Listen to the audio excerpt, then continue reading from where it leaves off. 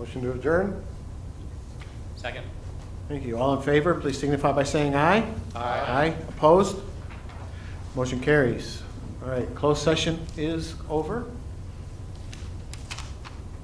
We're going to move right on to the regular city council meeting scheduled for May 28th. Can we all rise for the Pledge of Allegiance?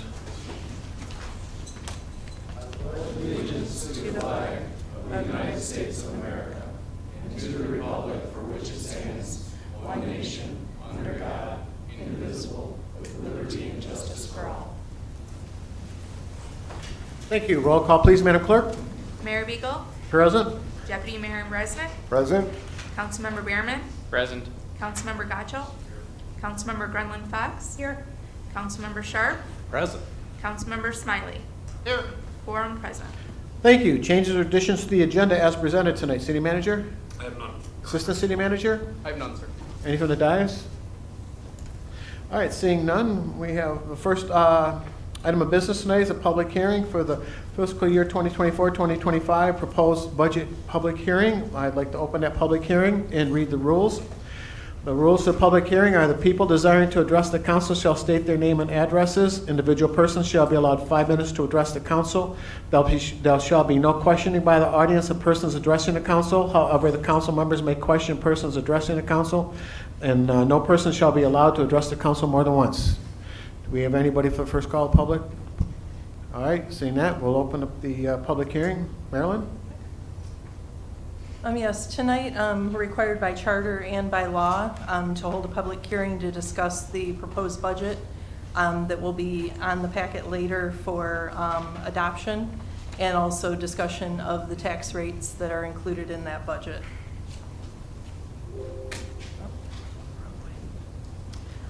First of all, we initially submitted the original budget on April 9th, and we held a budget study session on April 16th. There were only 2 related changes coming out of that session, which was an increase of $18,000 to code enforcement, which is also a discussion that we'll have later in this packet for code enforcement options, and a decrease of $3,000 to the city attorney meetings, for a total difference of $15,000 increase across the expenditures within the budget. The proposed millage rate is 11.886, which reflects a .0039 increase directly related to the Safety Path millage renewal. We are still standing at 7th lowest from the 31 related cities in Oakland County, which ranges from 8.36 to 34.4157.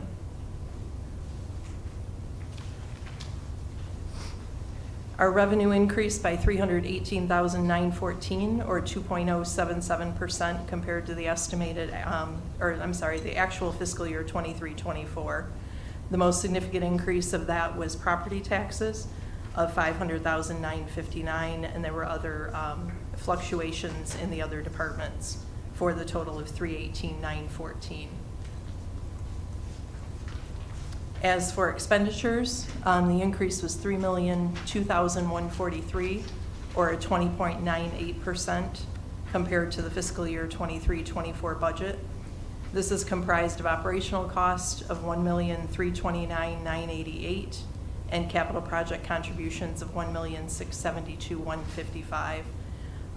The 5 highlighted items that were a little larger was building construction development of $207,222, which is mainly due to the building official contract, which we're estimating for next year, which is directly offset by permit revenue.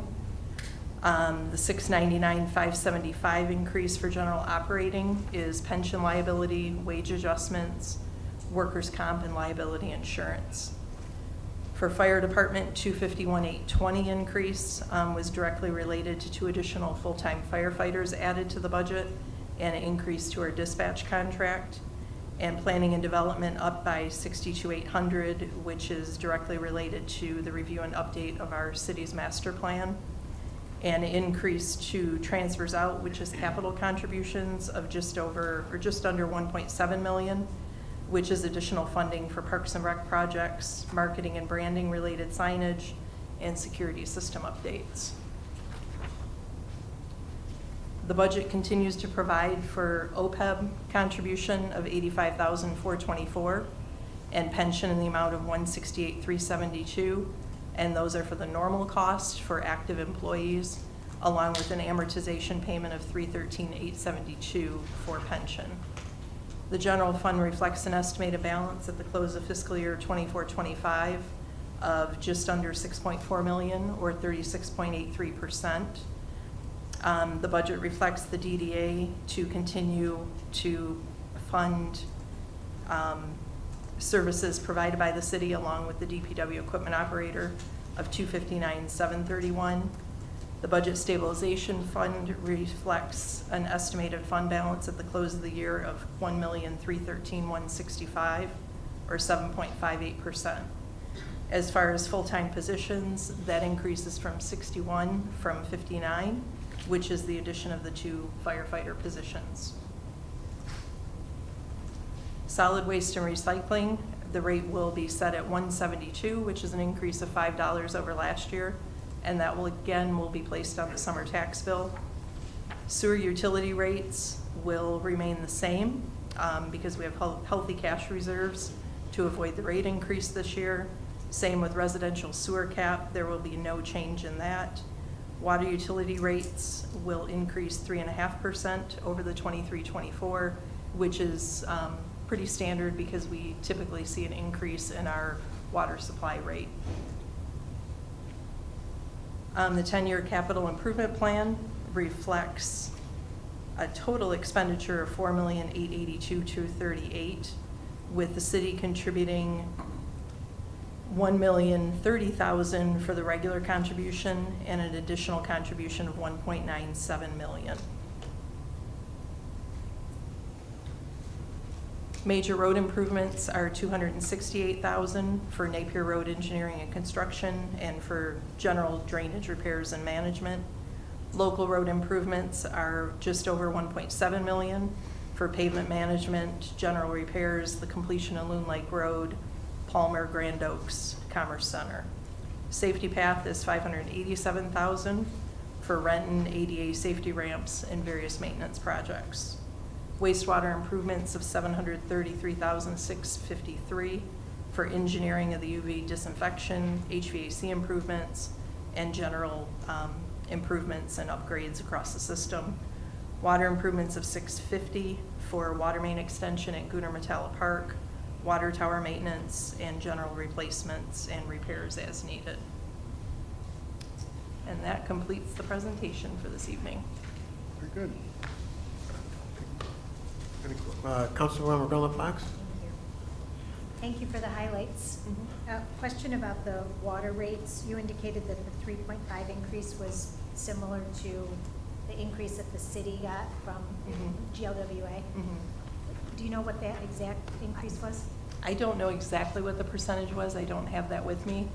But it would be a combination of that increase, plus we did have an increase in capital improvements for an additional water main and things like that within the capital plan. So it's a combination of both, but the majority of it is made up of Pass along. the pass along. So Yeah. historically, when Wixom gets their rates from GLWA, do we typically pass along that entire increase? Or Typically, unless we have reserves left from prior, that we can offset some of that cost, which is what we did last year. So we didn't increase it last year at this all? time at all. Yeah, we didn't increase water or wastewater, Thank you. but at this point, we have to increase it. Thank you. Any other questions? Seeing none, I'll close the public hearing and move on to the next item of business tonight, which is a presentation. It's a presentation of brand identity and signage plan. City Manager Brown? Drew, you gonna get? All right, Assistant City Manager Benson? Thank you, Mayor, members of City Council. I'm going to multitask here and just get their presentation set up. I'd like to introduce Brian and Gina from Guide Studios. They'll be doing kind of the bulk of the legwork on this presentation. But the first thing I want to say is tonight's presentation is the culmination of a lot of work from steering committee made up of DDA, City Council, Planning Commission members, as well as residents and a few business owners. And we've been working on this for the last 6 months or so. there's a lot of, kind of pieces that have gone into this, and what we're presenting tonight is really the culmination of that in terms of a proposed brand and brand identity, as well as some of the signage concepts. If you are all in favor of this tonight, ultimately we would bring back the logo and the brand and the actual documentation to adopt that for the city. So this was really just an opportunity to see where we're at and provide some feedback before we take some of those kind of further steps and we dive deeper into the sign designs, which would also come back to you later on. With that in mind, I'll hand it over to Brian and Gina. Good evening, members of council, city staff, other guests. Thanks for having us here this evening. We're excited to share with you the work we've been working on since February. It's good to see some of you again. We got to see you on steering committee. So I'm going to dive in. So I'm Brian Evans with Guide Studio. We put this slide up to start us off just to show some of our work, and you'll notice that these are all place-based places. They're people-based places. So they're communities like yours, most of the folks who work for. So from a branding and messaging standpoint, folks like you are where we really concentrate our work. So we don't do a lot of corporate things and stuff like that. We're about for people that are for places that are for people. So why does your place need a brand? Most people, when they think brand, they think logo. And that's certainly an important part of what we're talking about this evening and the work we're doing for Wixom. But there's more to it than that. A brand is really everything about your city, how you present yourself, how you talk about yourself. And a lot of this is about consistency. It's a consistent representation of your city. Your brand can support economic development initiatives by positioning you to compete for residents, businesses, and visitors. It can create a growing sense of community pride that fosters collaboration with your people. And success with reputation management by helping to shed unfavorable perceptions about your place. So when we do this type of project, we use a tool called the engagement loop. So people think a lot about kind of the end result of what a brand or what signage is going to bring them. But there's more to it than that. Every journey that somebody takes, if they're setting off to come to Wixom, it starts somewhere else. They're getting their information from somewhere. So we really want to set expectations for what that visit's going to be like, and that's one of those things that brand can help you do. So there's this sense of consistency between where you're getting information and then when you actually do arrive to meet or exceed those expectations when you're actually in Wixom, how they find you, how that signage helps you get to the exact places you're looking for, and how to figure out what other things there are to do, maybe than what you just came for. And one of the most important pieces of this engagement loop is the after. That's one we don't often think about a lot. We want people to talk about the memories they make while they're here. We want them to share their experience with other people. We want them to stay connected with the city, and we want them to become advocates for the city. So we're going to talk a little bit about our process specifically to this project, and we'll call that Design with Direction.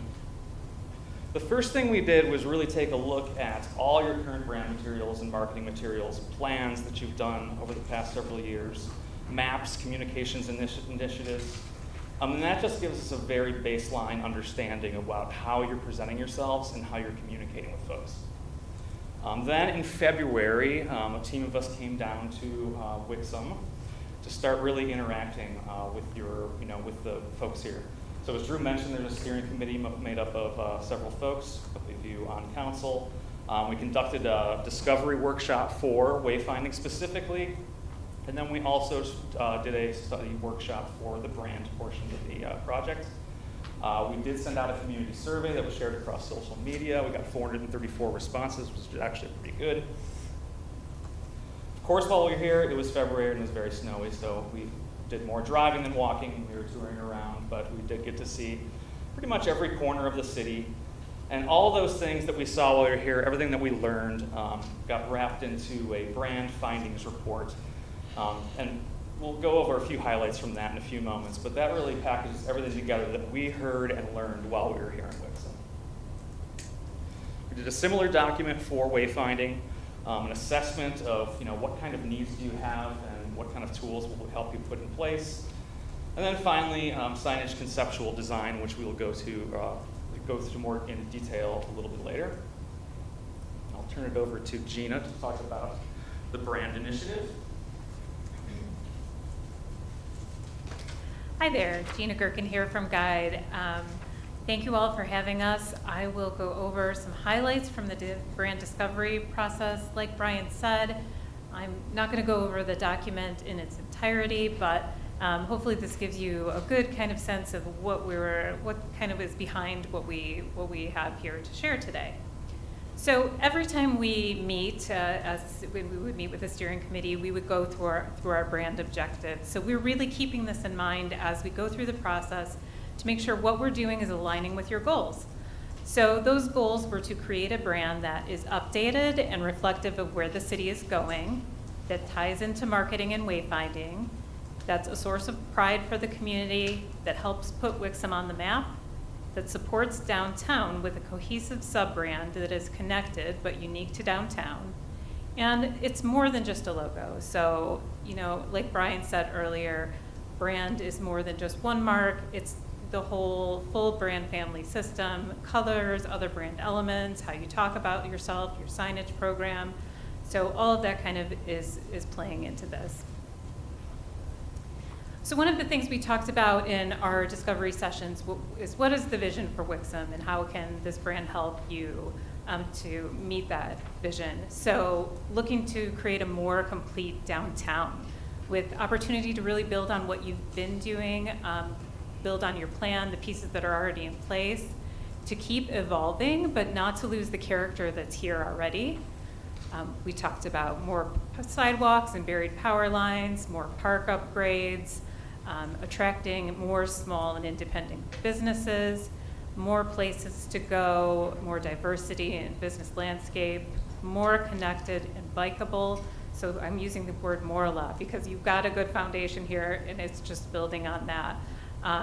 Building more nightlife and places that are open later downtown, being more well-known, but still retaining some of the mystery that you have here. And thinking of Wixom as a destination versus a single stop. So people coming to Wixom for more than one thing and getting to your downtown instead of just going to one destination.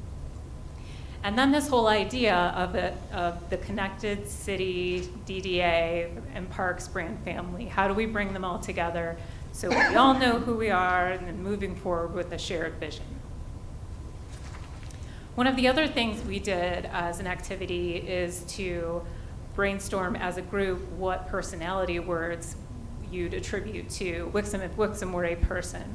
So some of the words that came to the surface and that a lot of people kind of starred as being Wixom were friendly and fun, welcoming and active, growing and changing, being approachable and energetic, and also being helpful, but being solid and dependable.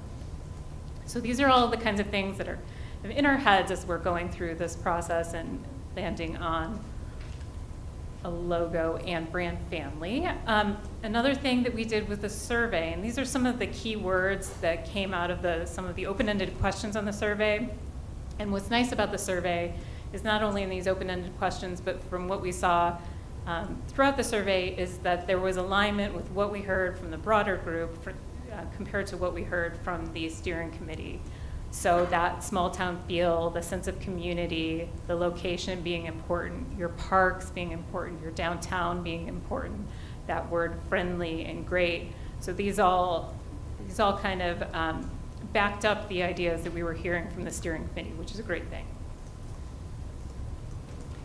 With that, I will move into brand look highlights, but before we get into the marks themselves, we'll just give you a little setup, a little background, kind of encapsulating our thoughts around the marks. So the city of Wixom has been around for half a century, but its roots run much deeper. It's home to some incredible amenities like regional multi-use trails, a nature preserve and wetlands, a budding downtown, loads of housing options, industry, and great services that tie it all together. Even with all those great things in place, it feels like Wixom is just getting started, leaning into the aspiration that is a mainstay of its city and its residents. This brand identity moves beyond what Wixom is today It allows the city to grow into a brand that reflects not just what it is, but what it can become. The brand elements are North Stars, guiding Wixom to a bright and promising tomorrow. So just to introduce the logo itself, sometimes you don't need to start from scratch to get a fresh start. Some ideas are timeless, and imagery that spoke to what the city has been still applies today. These marks honor the city's past while leaning into the ideas of progress and momentum as foundations. The forms and colors for each speak to a place and a populace that are solid, dependable, easily accessible, and ready to embrace their promising future. So with that, we have the logo to share. So this mark kind of reimagines what Wixom's existing identity. We're preserving the idea of the arrow within the X that links back to transportation as a formative piece of the city's history, and also speaks to the city's evolution and driven nature. We've got an open font here that creates kind of a logo that is friendly and welcoming, thinking back to those character words, while we're still remaining strong and steadfast. The classic color scheme is pure Americana. Again, it's just kind of a tweak on what you had previous, but just that little tweak makes a difference. So classic Americana, hearkening back to the city's Midwest roots as a manufacturing powerhouse. This mark captures a sense of work hard, play hard, and live easy. So we showed you the color logo. We also make sure that all of our logos will work well in black and white. A theme of what we're doing for you is to create something that's very highly usable in different applications that you encounter. So black and white works well. And then diving into the downtown logo, you can see how we are kind of doing what we set out to do in the goals by creating a mark that is related to the primary Wixom logo, but it has a little bit of its unique flair. We've taken in the arrow X and broken up downtown, and the downtown kind of configuration kind of reflects what the physical downtown looks like with the road through it. And then we have Wixom on its side, so it's a little more hip and fun, kind of the cool aunt or uncle if Wixom was the parent. And you can see this works well in one color as well. And then looking at the bigger brand family, so we've got our primary Wixom logo, we've got a badge logo, because you may have horizontal applications, you might have things that are more square or circular. So just giving you those tools so people can work with whatever works best for the application, and how downtown fits into that palette, reflecting the colors from the main logo, but a little bit different, and how you might think of Parks and Rec as well. So really starting to capitalize on that arrow. You see, the arrow within the X in the main logo in downtown. The arrow forms the tree in Parks and Rec. This is kind of the tip of the iceberg of what you can do with that additional element. And then we have kind of the more fun marks, our call letters, our WXM call letters, and our Wixom made kind of stamp of approval. So we're also looking here, starting to get into color and typeface. And we'll define these typefaces in the brand style guide. So everyone who works with the brand will know exactly what the colors are and how to use them consistently across the board. This is a starting point for the palette. We may add secondary colors to it, but this is a great place to launch from. Another thing we started to look at were, how do we add some additional life to these graphics and think about them in a different way? So what happens to these marks when we make them more graphic badges? Do they become, they could become stickers, or in the case of Panther Prowl, maybe it's a button, or maybe it's a shirt. And looking at that Panther Prowl is thinking about your signature events. How can we start to brand them so we can connect them better to the city, so you can see how it looks like part of your city program? And this is one example. You have several very cool events. Derby Days just happened, that you could apply this kind of logic to. And then also thinking about some of the things that you're already doing, like the Bike Trails Beer Eats Home just modifying that to fit into this brand family. And then what we do is provide some application examples at this point, because it's one thing to see a flat logo on a page. It's another thing to start to look at it and study it on things and out in the world, in the wild. So what does this look like on a shirt? How do we pull that Xero element out, and what can we do for a reverse version of the logo? So just thinking about how you can have some fun with it, but still maintain that consistency. And showing those application examples here with the bag and the water bottles. And the water bottles too, it's fun to see that downtown logo can kind of switch sides. It can be tilted on one side or horizontally, and it still works. And looking at maybe some graphics for windows or your vehicles. Again, some points of pride buttons. And then thinking about a banner system. So can we help define downtown better with a banner system? Can we also help improve the definition of the Junction Social District with a banner system? So these are just some ideas of how that might work. And how you might make quick amendments to website and social to include these marks. And then thinking about, our one color applications, like the Parks and Rec shirt shows, or if you have a wall, maybe in this building, that could use a sign. And some additional fun application examples, the downtown sweatshirt shows, using that secondary green color as a backdrop. The notebook shows how you might do some fun cutout stickers. And then maybe someday, the water tower. So that wraps up our brand portion. I'll turn it back over to Brian to go through the wayfinding assessment highlights. Thank you. All right, so similar to how we talked about brand in that process, I'd like to talk a little bit about how we approach the wayfinding. And similar to brand, we have goals and objectives for this as well. We want to develop an authentic and meaningful sign system to enhance visitor experience, create a sense of place, and to exceed expectations. We want to increase positive perceptions of this place for people that are visiting.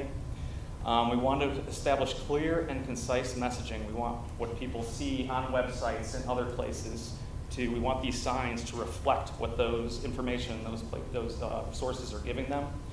We want to produce easy to maintain and expandable signage. Things are going to change. We want these signs to be able to change with you. We want to drive traffic to city assets and areas, especially those that are underutilized. Connecting areas of pedestrian activity with signage and placemaking elements is vitally important. And finally, last but not least, we want to support community pride to attract visitors, more businesses, and residents. Transform those visitors into advocates who return often and share their journey with others. So current challenges, there's a lot of things you see right away. I'm sure you guys see some of these every day while you're out and about in your city. We concentrate a lot on downtown, and there's really a lack of wayfinding and placemaking citywide, but downtown it's a little more glaring. The Michigan Airline Trail, which is this amazing regional trail, it's barely identified, if at all. And that's a two-way street. So you can be in Wixom and not even know it's there or not know how to get to it. But you can also be on that trail and not know that you're in Wixom and that there are things to do, like just steps from getting off that trail. You have many assets here, but not all of them are well identified, or you can't find out how to get to them. A lot of the signage is small, it's inconsistent. There's a bunch of different kind of sign types hanging out there, especially some of the wayfinding things. They're not always in the right place. They're outdated. Some of these ones with two arrows is kind of, what am I supposed to do here? Another important thing we're trying to concentrate on is getting people from up by the highway and the amenities you have there to downtown. It is not a far drive. It's not a heavy lift.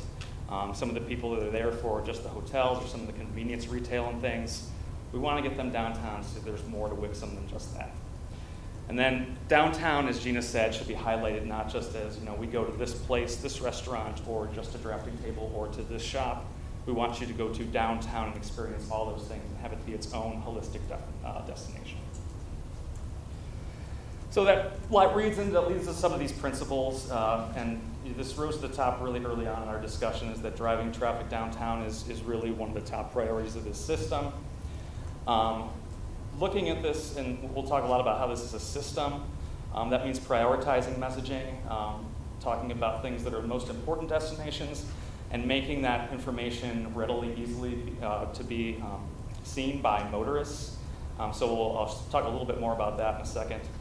Placemaking should be used to elevate the downtown experience, and that includes special impact moments. We're going to talk about these signs we've designed, but there are a lot of opportunities downtown for things that are maybe more one-off or artistic in nature, that inspire people to stay a little longer or to get their picture taken with it, that'll really enhance the area. Pedestrian and bike signage, we want people to walk down here, we want people to bike here, we want them to stay here and hang out and do all the things that they can do and explore. City-owned facilities right now, there's a bunch of different kinds of sign types out there similar to citywide. So to bring those all under one house so there's a consistent look and feel to all city-owned assets. And then finally, consider interpretive signage highlighting local history downtown where there are people on foot. So everything from an information standpoint is a hierarchy. So you're starting, obviously, welcome to Wixom. Then you have a series of major destinations. That was kind of that first primary way we're directing people. And then you filter down to the secondary destinations underneath that. So for example, we're going to be directing you to downtown, and once you get to downtown, then you're wayfinded to all these different destinations within downtown. So again, it's like you're getting this information fed to you at the times you need it and when you need it. So as a motorist, that expectation is there of what I need to do now, and then you're revealing more of that as you get closer to your destination. We won't spend a ton of time on this, but again, just to verify, when we're thinking about signage, especially wayfinding, it is a system. If you want it to work well, you really have to think through what goes where, what kinds of signs are doing what kind of work. So this is a snapshot of all the signs in the system. All the different kinds of sign types are there in that left column of text. So it's a lot of different kinds of signs doing a lot of different kinds of jobs. This actually shows what exactly is on each sign. I'm sure you can dive into this in more detail on your own. But then downtown, kind of taking that out as a separate little piece because, again, we're really concentrating on this and there's a little more granular information there. So for the signs themselves, a lot of the things Gina talked about with the brand, all those words like welcoming but strong, steadfast, talking about materials and nods to history is evidence in these concept designs. And I'll say they are concepts. We've worked a lot with the steering committee to come to this design direction. There's still work to be done, but the design itself, we feel, is in a really good place. And you can see here as well that there's signs that range from gateways for Wixom itself to gateways for downtown Wixom, and then wayfinding for both those systems as well, so citywide and then downtown. All the signs like the logos for the city of Wixom and downtown. The signs are similar. You can tell they're in the same family, but they have some unique elements between each family. So getting a little more detailed, you can see these aren't just kind of flat signs. Materiality, there is a lot of existing brick within the city, so capitalizing on that, kind of that sandstone base you're seeing, there are a lot of existing signs that are utilizing that. Materials, metals that gesture back to not even previous light manufacturing of the existing light industry that is here. So here you can see the one of the fun pieces that will be coming up in diving down to the details of these is we've talked about a perforated metal or mesh that's an important part of some of these signs. So it lets some of the landscape behind it breathe through, gives a little bit of a lightness, but even just the project of figuring out what that detail is, what that perforation looks like, is a little interesting piece. So that's something that will be coming next. And this gives you a general idea of what these signs start to look like in the environment, how people are going to be now welcomed into Wixom as opposed to they are today, which is sometimes not at all, or it's a very small sign, or it's inconspicuous, there's just simply nothing there. And again, how that translates to arriving in downtown. So our next steps before we take any questions, we're working through finalizing that style guide and delivering final art for the brand portion. And the citywide program, we're really driving through with design development. So you've seen the designs today, now it's into the details about how exactly these are constructed, final choices on materials. You saw that they were in black and white today, translating that color palette, which you saw for the brand, through to the signs and how that will look. So that's the step we're currently in. Open it up for questions? Sure. Anybody got questions? Councilmember Garland Fox? I don't so much have a question, but thank you for the presentation, and I just want to thank everyone that was on the steering committee, council, and the members of the public. I really like, I think my favorite is the water tower, so let's do that. There's some I like more than others, but I think it was a great process, and I look forward to the outcome. Thank you. Anybody else? Councilmember Gatchel? Thank you. Also not questions, thank you for the presentation though.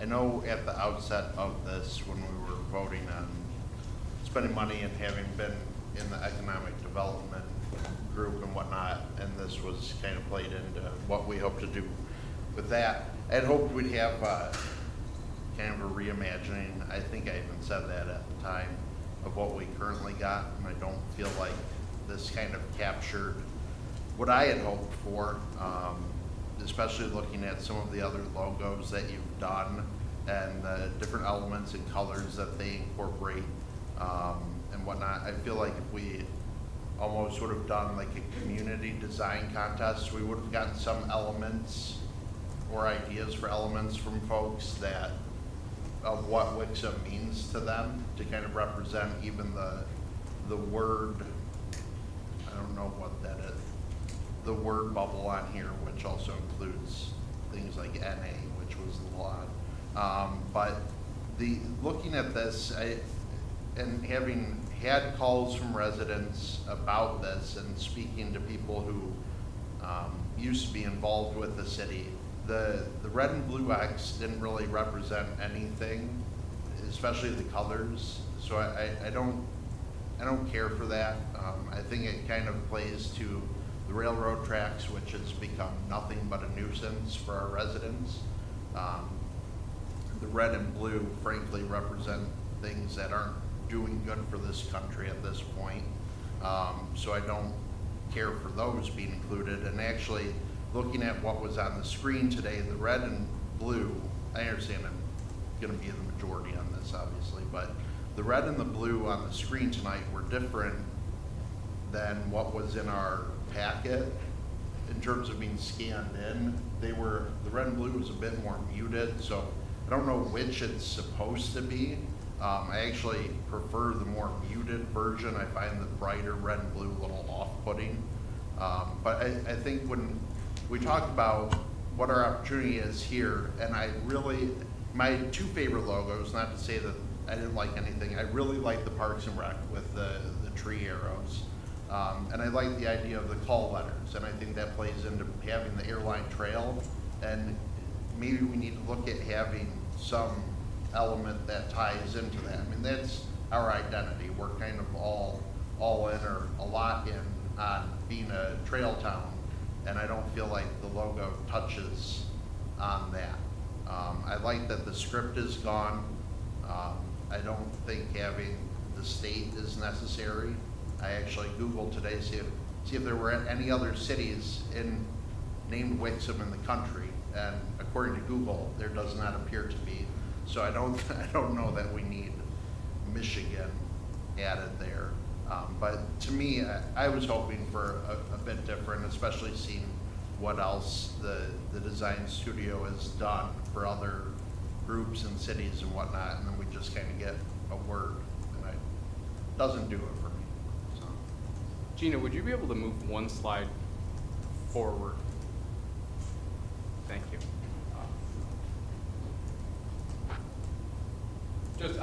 I didn't necessarily have a comment. It was just for conversation's sake. You know, I do know that's something that we talked a little bit, you know, throughout the process of, you know, it is reminiscent. And I'll say, and Gina, I'll kind of defer to you a little bit on the process.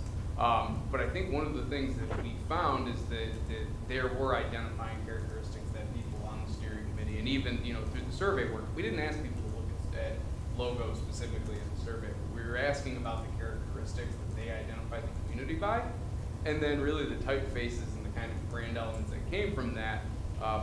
That's what really led to this. But you know, things like the accent, there are similarities. There are differences in the color schemes and how they play out. But Gina, I'll invite you to talk a little bit more. Sure, I can speak to a little bit of the process. So, you know, the reason we ended up with an evolution rather than a revolution is because, like Drew said, that there were some parts of this that from what we heard made a lot of sense to people, and we think they make sense too. And what I think is interesting about the word Wixom, it is unique, like you said. That X is unique, and we, I think as a group, kind of came to the conclusion that that is the thing that makes unique. This convergence, this central location, that speaks to that. This movement forward, this kind of WM on the ends of the logo kind of reflecting each other. So we spent a lot of time kind of customizing how that word works, and it looks like a simple solution, but sometimes a simple solution is the most appropriate. And Yeah, I can just add that, you know, this was an iterative process. There's exploration that went on every step of the way. And when we started to look at concepts, this was almost, and there was a diverse array of opinions on the steering committee. It was a lot of really good conversations, but at the end of the day, there was, you know, more than a consensus that this was the right direction. Were we there initially? No, we weren't. But again, we went through steps upon steps upon steps to get this. So it wasn't like we didn't just do this, say, hey, let's not change it or change a little bit and do this. It really was a process talking with folks. And again, like Gina mentioned, all the things we heard from the community and from some of the surveys that informed that decision to go in this direction. Yeah, I can appreciate the work that went into this. It's just the result to me is, and I understand not everything needs to always be, I liked your evolution versus revolution. Not everything always needs a shake up, but there's nothing to our current logo that identifies Wixom or to the proposal either. And so I guess like the X and the color scheme and whatnot, arguably it's what people are familiar with, so they kind of identify, but that doesn't mean anything to any, like if we went and showed it to someone from Walled Lake or Novi, nearby cities, they don't think, oh yeah, red and blue X, that's Wixom. I think it's more of a familiarity issue than a identity. And I know we were talking about identity a lot in the economic development group, and this is not identity based. It doesn't touch, I mean, Walled Lake, I think, or Wolverine Lake has a boat, Farmington Hills has trees. I get that kind of stuff, but this has no element to me that screams Wixom other than the word Wixom. And that's. so the X is intended to be that element, the arrow X. And as you saw in the Parks and Rec logo, you can really build upon that arrow. We're looking at using that arrow as a pattern within that screen that we were talking about for the signage program. Also, we compared the Wixom logo and mark to the surrounding communities, including Walled Lake, and it really stands out compared to them, looking at the whole landscape of the communities that you compete with, that are near to you. So that is something that we looked at and considered. I mean, I've said my part as usual. I understand like one of one or one of maybe two. But those are my thoughts, so I wanted to share them. Thank you. Councilmember Behrman? Thank you.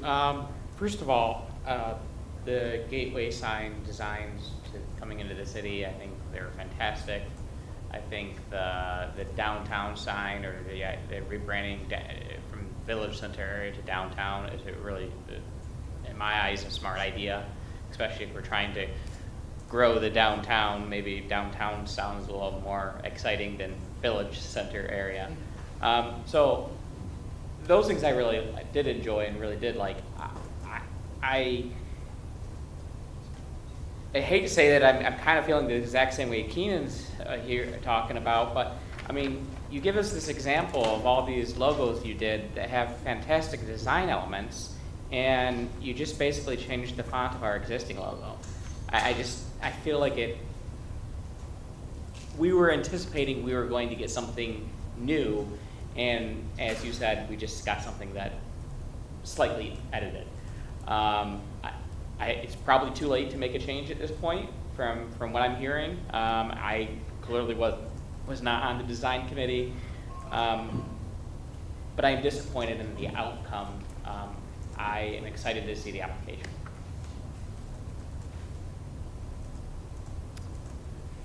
Just to clarify, if we want to tweak things, it's not too late, correct? I mean, what I'm hearing is not a tweak. well, okay, if there's change to be made, it's not too late in the game so this is like the one slide said, we're like 30% there. I mean, it's not, this isn't the final, but. With the brand, so we're Okay. 30% With the signage. Okay, This is like 80% brand. okay. But that's not to say nothing's Nothing's set. used, nothing's made. Nothing set in stone, let's say. It's set in stone. Okay. All right. Councilmember Smiley? Thanks. Well, I like it, of course. I was on that steering committee. And I wasn't going to talk about this, but I need to take a second look at this, this is all your samples of your work, Yeah, right? it is. And several of them are, very specific areas, a warehouse district, lakefront preserve, North Coast Harbor, Heritage Ohio. I mean, we had this discussion during, early on in the discussion of the steering committee about some sort of, graphic element or icon. And I can't recall if some of your early, submissions to us had some introduction to those items. I think they did, but we decided early on that we didn't want to pigeonhole Wixom into, boil down to a tree or a duck or a pond, that kind of thing. So I'm very comfortable with not having a tangible element as part of the logo. We wanted something clean and long-lasting because I think part of the problem with our current logo is it has a certain dated quality, and there was a lot of discussion and some very robust discussion about where we arrived. Now I knew, and I'm sure you knew going in, there's no pleasing 15,000+ people. There's going to be some folks that are like meh, or don't care, or really like it. There's going to be a wide variety of things. So I want to say, let it grow on you a little bit. It's very often, when I deal with clients, they need some time to digest them. I tried to show a few people, leading up to this meeting with that in mind. But I'm very comfortable with where it's at. I think I'm glad you said it, and someone already, complimented you on it. It is an evolution, not a revolution. And revolutions, not going to work here. It is not necessary. We have an identity in evolving it to where, like Wixom has for the past several decades, this is just right. But it's design, it's graphic, it's art, so it's subjective, and I'm comfortable with folks not liking it. I feel like I'm defending it, but I guess I am. And I try not to do that because I understand. I totally get that folks, are gonna be like, well, what did you do? Or what didn't you do? So that's what we're seeing some of tonight. I would recommend sort of digest it, take some time with it, because having been a part of the process and seeing where we started, what we discussed, and where we ended up, this is just right. That's all. For now. Councilmember Sharp? Thank you, Mayor. Thank you for the presentation. I was on the steering team and still support the Wixom, and I did want to assure council, they didn't just pop in with WIXOM and we all said, that's great, wipe our hands, and we'll see you in 6 weeks. We spent a lot of time coming to that, and not just Councilmember Smiley and myself, but cross-section of the city and various residents and stakeholders. And that's kind of where we said we wanted to go, was a refinement of what we had, that we liked a lot of what the Wixom said, the current logo, and wanted to refine it. And we did discuss, is that just the railroad tracks? It said it's not just the railroad tracks, it's about the legacy of the city, whether it's the Ford plant or the bike trails or the railroad tracks. There was a lot going on that wasn't just the railroad tracks. It's the crossroads, not cross tracks. Although I can see why somebody might think it means railroad tracks. And we did talk about that. That was kind of a negative. It wasn't a positive, the railroad track. But I think about evolution rather than revolution. General Motors just redesigned their logo. And you can't imagine how much money and time they must have spent on that. And what is it now? GM. Softer, but that's all it is. So, worldwide. One of the biggest companies in the world. It's now softer GM. That's it. So I think I agree with Councilmember Smiley. Let's let it grow on us. I don't see I don't see the committee anyway saying, yeah, we need to do a wholesale change. Maybe tweak a muted red or blue. Maybe, I don't know. I don't think we've looked at that. Maybe that's an opportunity. But I think where we're at right now is where we need to be at this stage. So thank you. Deputy Mayor Resnick? Thank you. I've been on about a dozen of these branding initiatives in my career, and so I know it's very, very difficult. It's like herding cats. And I was not on the committee, but to me it says crossroads, which, looking at the city, it is a crossroads, and all trails, all roads lead to Wixom somehow, right? It's a great, like I said, I'm also willing to let it grow on me. Let's see it on some signage and on some swag, and it will grow on us. But to me, it says crossroads. Thank you. I myself, I like it. It's nice. It's clean. There's no. We're getting to the crossroads part of it and getting away with the community with characters, slogan and stuff like that. I like that, and I'm looking forward to seeing what is presented next, signage-wise and stuff like that. Councilmember Gacho? Thank you. Yeah, to get to Councilmember Sharp's point, I don't think anyone thought it was just, hey, this is cool and we're done. But I guess I kind of have an issue with the grow on us mentality, because even later in business, in this meeting, we're going to be approving the budgeting of hundreds of thousands of dollars for stuff to let it grow on us. I'd rather make sure we like it before we spend that kind of money on signs and all sorts of stuff. That I don't care about the grow on us, but I'd rather know we like it before we spend that kind of money. The Ford property is now a white windowed blank building, so I don't think that plays a part in our history too much anymore. And the crossroads, in the last 8.5 years, we've talked about the Trailway, and before it was the Trailway, and then how excited everyone was for it to become the airline trail, and now what a great attraction to bring people in the city. And the crossroads, I don't understand what that means for the city. That's not an identity, having an intersection. The identity is what we have to offer, and I don't think that this captures this. But again, throwing out my notes, if things were going to go be tweaked, I would be looking at colors. I would love if the red and blue went away entirely, and I don't think the state is necessary. Councilmember Smiley? Thank you, Mr. Mayor. Just a couple little things to interject.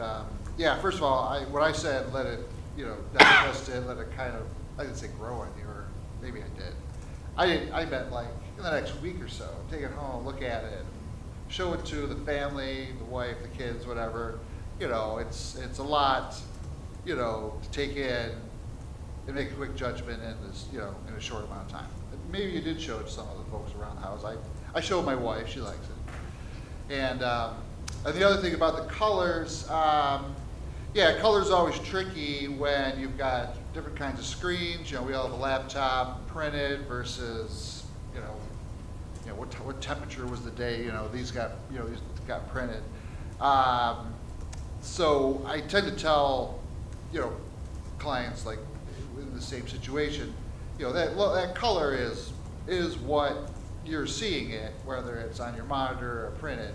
Now that is all based on a swatch of color that's got a formula and it's very strict, but you can't control how it's used and where it shows up, that kind of thing. Now you just don't want, I'm not picking at you, I'm just anybody who just doesn't want, red and blue. Well, that's a different element, but whether it's muted or, that's a tough thing to judge on any of the stuff we have before us. Without making me look at you, did you have PMS colors called out in? Not yet, but that's our next. Okay, brand so new.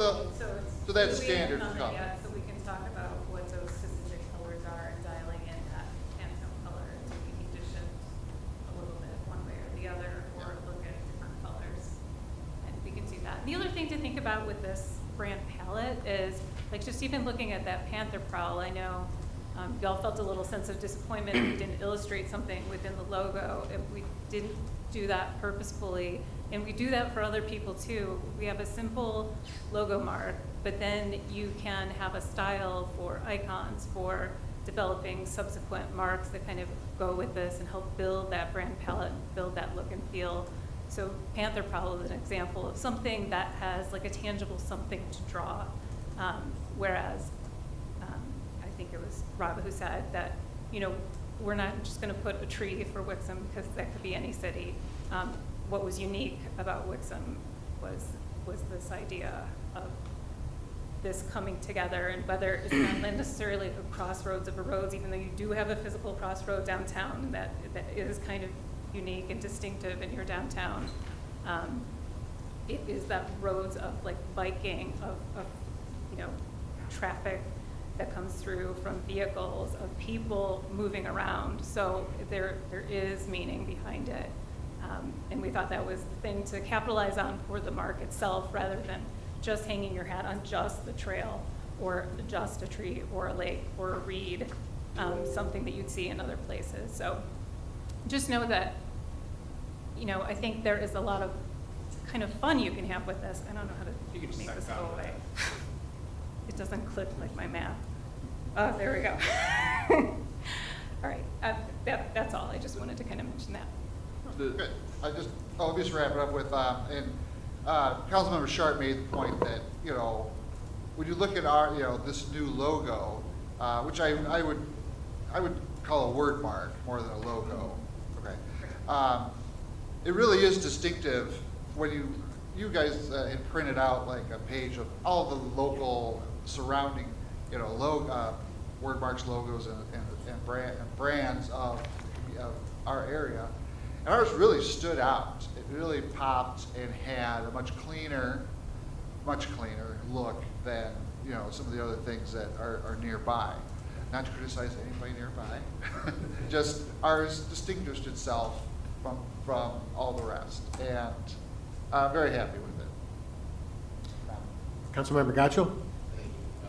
And so just looking, because the Parks and Rec was my favorite logo that was out there, even, I guess mentally compromised between red and blue, and you think things about identity, giving the airline trail, and, former mayors have talked about, we had some study done about Parks and Recreation being what Wixom will be known for, but taking that green and blue or something and just having most of that instead of, because then you have what we actually have in the city.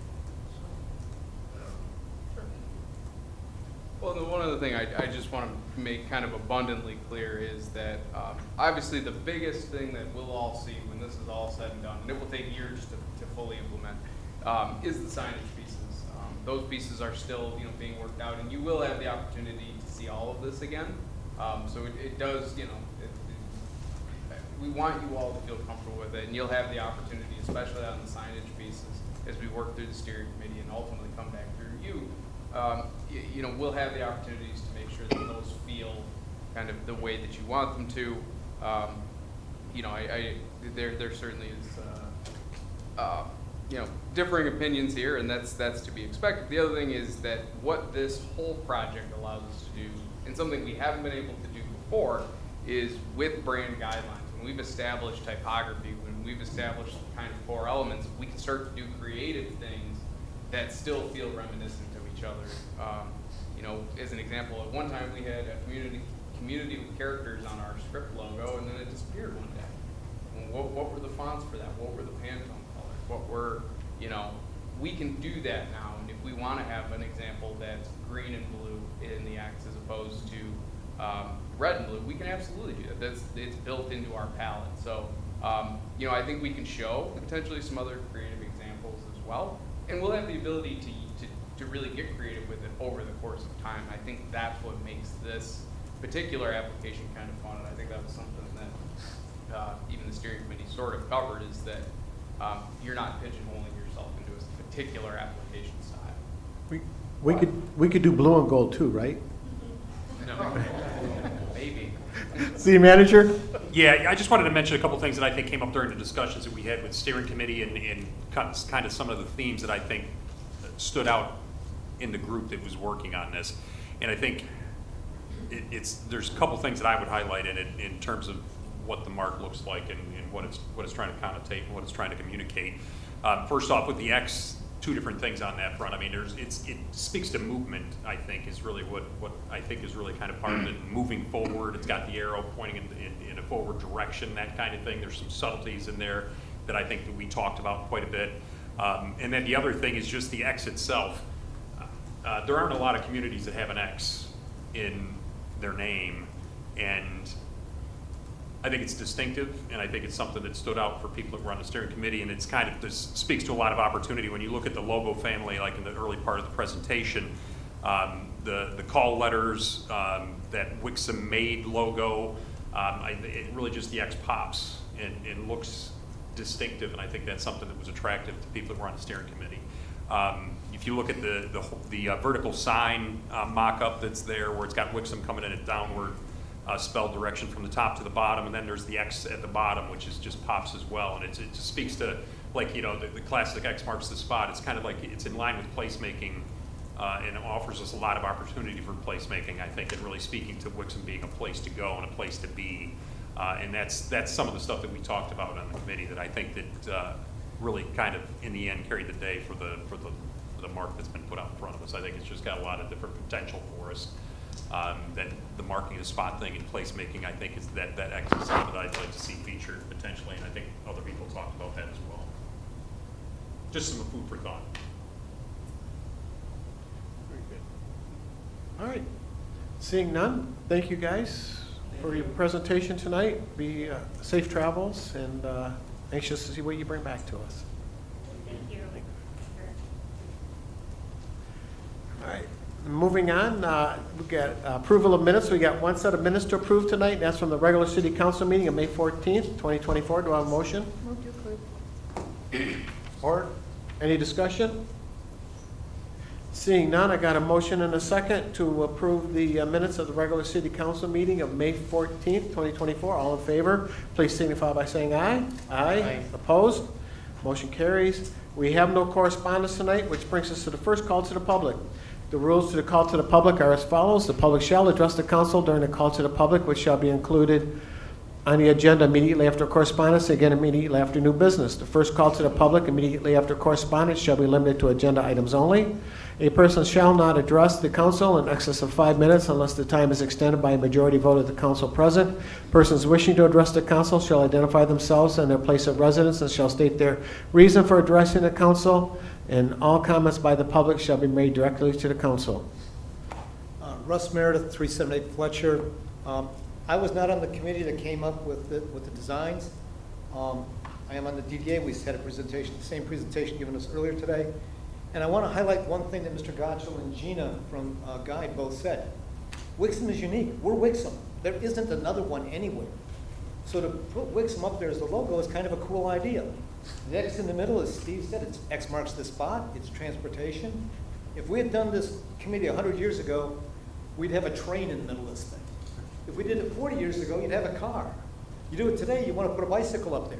Maybe in 100 years, we'll put a transporter on there for Starfleet. That's the joke, I'm only kidding. But Wixom has evolved. But the thing that stayed common for all these years is Wixom. It's Wixom, and that's what we are. And that's what we've got a lot to sell is Wixom. So I kind of like it, and I think people should support it. Thank you very much. Thank you. Anybody else for the call to the public? Seeing none, I'll close the first call to the public and move on to city managers' reports. The first report tonight is departmental reports, April 2024. Any questions? Councilmember Gaccio? Thank you. It was actually going to be for the assistant city manager. Oh, sorry. I just wanted to take it down from off the topic.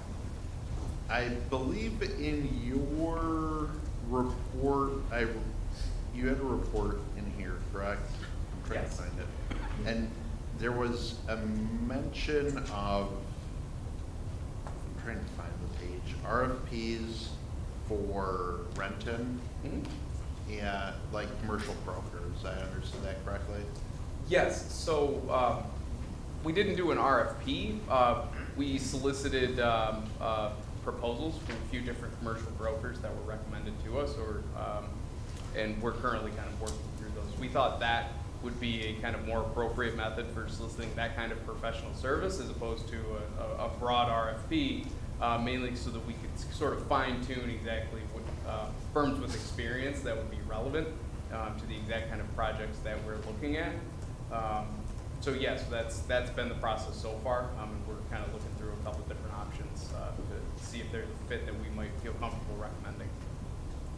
I know a few other council members, and I had shared it, when we've had these discussions about what to do with that property and whether it's sold or a part of like a package deal and it's not, there's no value attributed to it necessarily.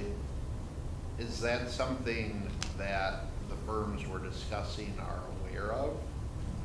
Yes. What is compensation going to look like if we hire someone to work with us and we give the property away? That is one of the core pieces of every conversation that we've had. Every firm that has expressed interest in participating, and I'll be honest, there's actually one firm that we solicited to see if they were interested, and after looking at it, they decided they weren't fit for it. I wonder if that might be one of the pieces, but that's a core piece of the conversation so that they understand what our intentions are and what kind of tools we intend to put on the table, and then really putting it on their plate to say, do you want to work with us, and if so, what's a compensation structure that you might recommend to us that we can sort of negotiate on? So we're expecting to pay separately, like we're not going to be compensating based on a value of property. Based on the initial conversations we've had so far, I think it could be a mix, and it will really depend on how it plays out. So as an example, there are scenarios where you might pay 6% of the sale price so long as it's over a certain amount, or it's a flat fee. Or some folks have talked to us about kind of more like an hourly sort of retained services agreement for helping to market the property. There's a couple different scenarios that we're working through. I wouldn't feel comfortable saying that any of those are ironed out to the point that I could present them to you tonight, but we've had conversations on a couple of different ways to do that, that they would feel comfortable with, and quite frankly, that we'd feel comfortable recommending to you all. Okay. It just, that had caught my eye, obviously being in that line of work, but when you start to bring brokers in, then you're talking about compensating a buyer's broker even, potentially, depending on who the developer becomes or what have you, who they're working with, based on a potentially worthless, value-wise lot. And obviously, it's not worthless, but, all right, I just wanted to make sure that was being considered, because it will be a little bit different than normal. Thank you. Any other questions on the departmental reports? All right, do we have any questions on the quarterly budget and investment report of December 2023? All right, none. Do we have any questions on the quarterly budget and investment report of March 2024?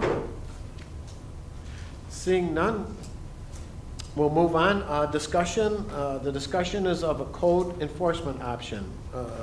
City Manager Brown. I'm going to turn it right over to Assistant City Manager Drew Benson here. Well, you're passing the buck tonight, aren't you? Yeah, I'm letting him do all the talking. It's just a big night for me. I was overdue, I suppose. Thank you, Mayor, members of City Council. As a follow-up to our conversation during the budget study session, there was a desire to look at a more proactive method of ordinance code enforcement here in the city. As you know, we currently operate primarily on a complaint-based system, and even in that complaint-based system, we've seen really the calls for service increase. And then based on the conversation, City Council indicated they'd like to do more. We'd like to put even more resources behind that, and what would that look like? So since that budget study session, we put together research on a couple different options, as well as recommended an amount to go into the budget, which is addressed in a later agenda item. Generally speaking, there are two ways that we're looking at that we believe that this can be addressed. And it really comes down to what City Council's preference for doing so is. Both methods, either through an expansion of our contractual service with Safe Build, or hiring a city employed position, either part-time or full-time. The city you all would have the ability to determine how much we allocate towards that.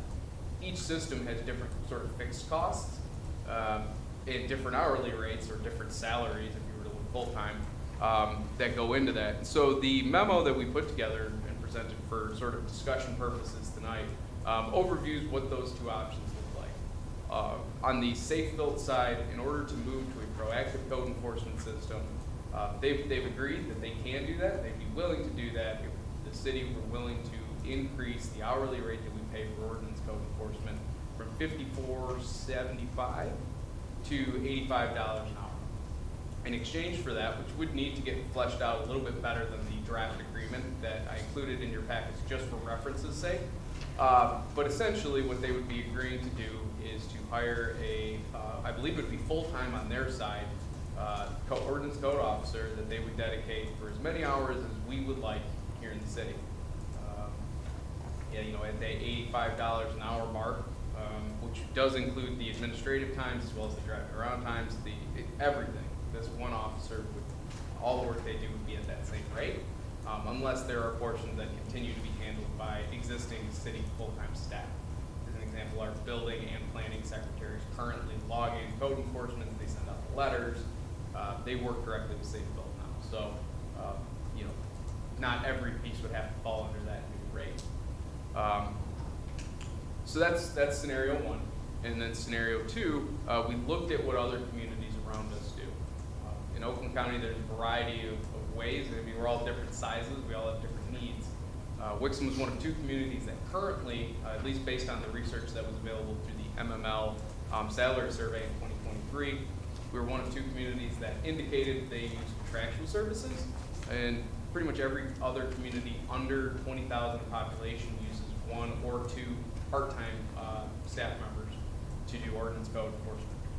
Communities larger than us, generally they'll move to full-time, maybe have multiple full-time staff members. In our particular scenario, we would not recommend looking at a full-time staffer. I don't think that we necessarily need that level of service right now. But we would recommend a part-timer, probably in that 20 hours a week range, to be able to handle the driving around, the finding complaints, the logging them, the writing the letters, or at least working with staff to get that done, court appearances, all of those things. In either scenario, we believe that improved services that are more proactive can be accomplished. For $30,000, it can be accomplished at an even higher service level of 40. There's a difference between the number of hours that would be allocated under each scenario. And there are pros and cons. So as an example, one con of using a part-time staffer is you have to make a larger commitment to those individuals in order for them to want to take your job and to want to be with you. And you also have to handle when the positions are vacant, refilling them and the kind of gaps in service, which is where contractual service can be beneficial. They're responsible for providing the service at the agreed upon service level and filling those roles that they open up. They can also tailor their services up and down. So let's say we're slower in the winter months, we're less beholden to, let's say, a guaranteed 20 hours a week kind of thing, where a part-timer, maybe that's their primary form of income. So they, might expect more in terms of hours in order to maintain their attention. So those are kind of the bigger pieces in the two options, and we don't necessarily expect City Council to make a decision tonight.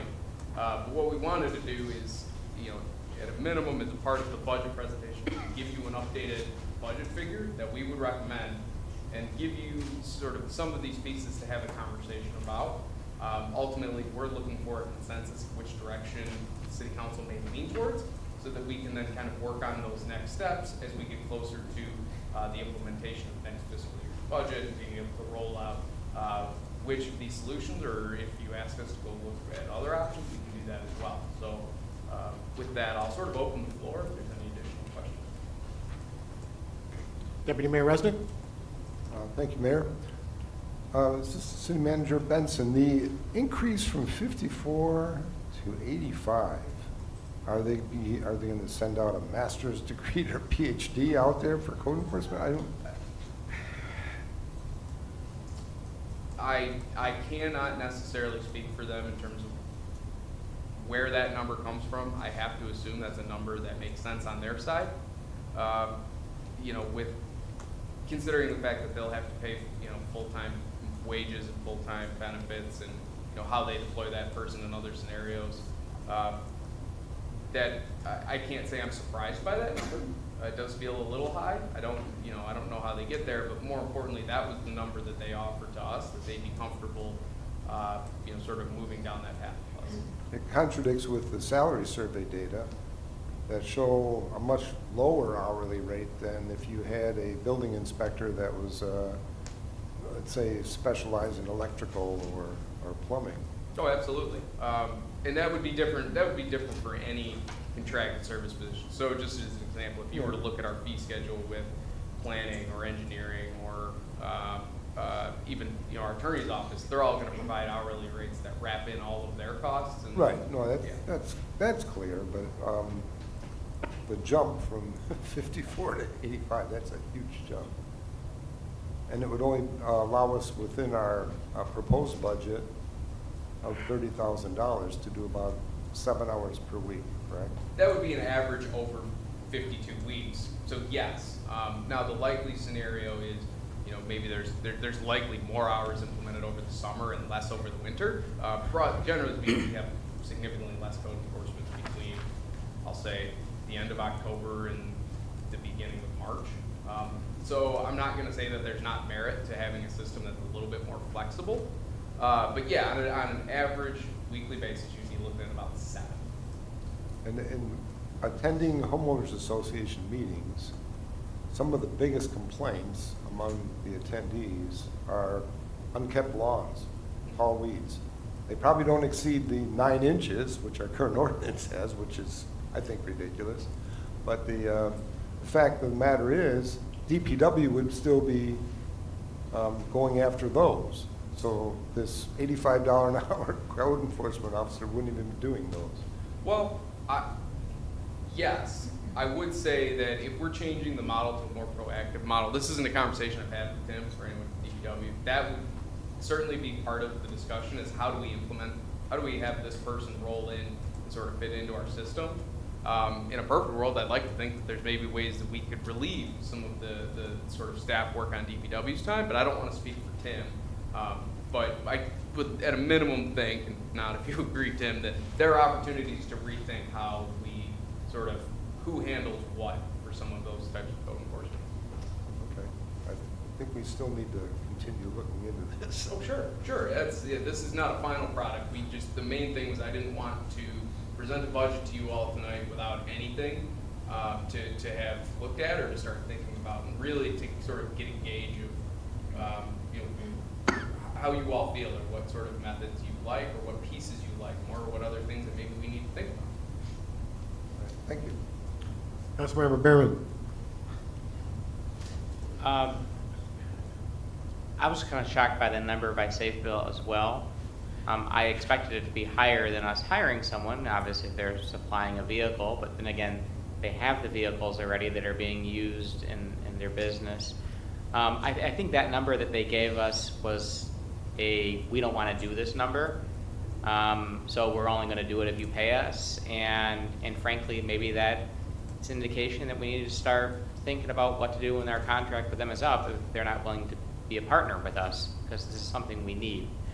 I would not pay them that number at this point.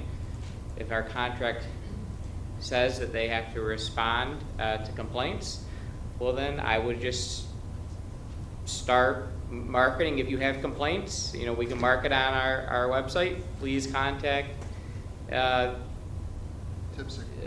If you have the number, file the complaint, and then they have to do it at the $54 an hour number.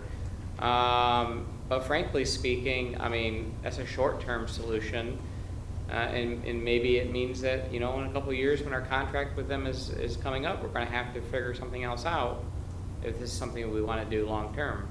But I would not give them that number, because clearly that's a number of them saying they don't want to do this for us. Councilmember Smiley. Thank you, Mayor Beagle. That's pretty much what I was thinking too. It feels like we don't want to do this. Throw this number out. Okay, if they'll take that, we'll do it. But we like Safe Built. They've been good for us for many years, so I'll give the benefit of the doubt. And I'd really like an explanation as to our breakdown of even a simple one of where that number comes from. Because I want to know if I should be put off or not by that number, or it's like, oh, I didn't think of that. I don't know. That does lead to one element that I don't know how it factors in is that is a vehicle. I know they would have to provide the vehicle. If we hire a part-time person, we're providing the vehicle. Do we have a vehicle that they could use already? Because we do. That's we already okay. We must, because $30,000 for the year is not going to cover a vehicle too. Okay, good. So yeah, I would pay that $85 per hour either. I would like an explanation, and that would put us leaning towards a part-time person, which I'm encouraged that communities of similar size as ours, that is the norm. That's what happens. So okay, that's where I explore further or support if made to choose now, which I know we're not. And then and I agree with I think your first statement, Drew. No full-time person. Keep that.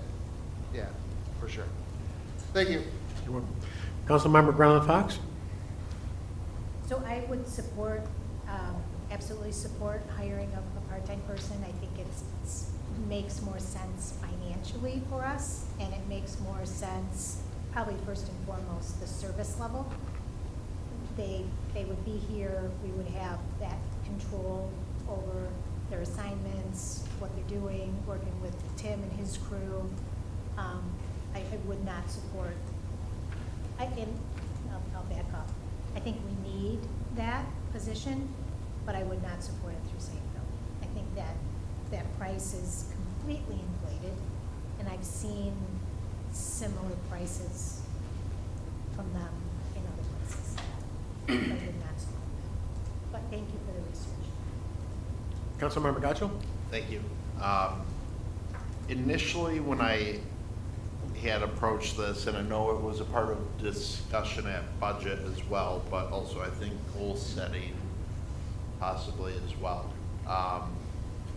And looking at the options, the dollar amount to me is one thing, but I'm more concerned about road hours spent at this point, right?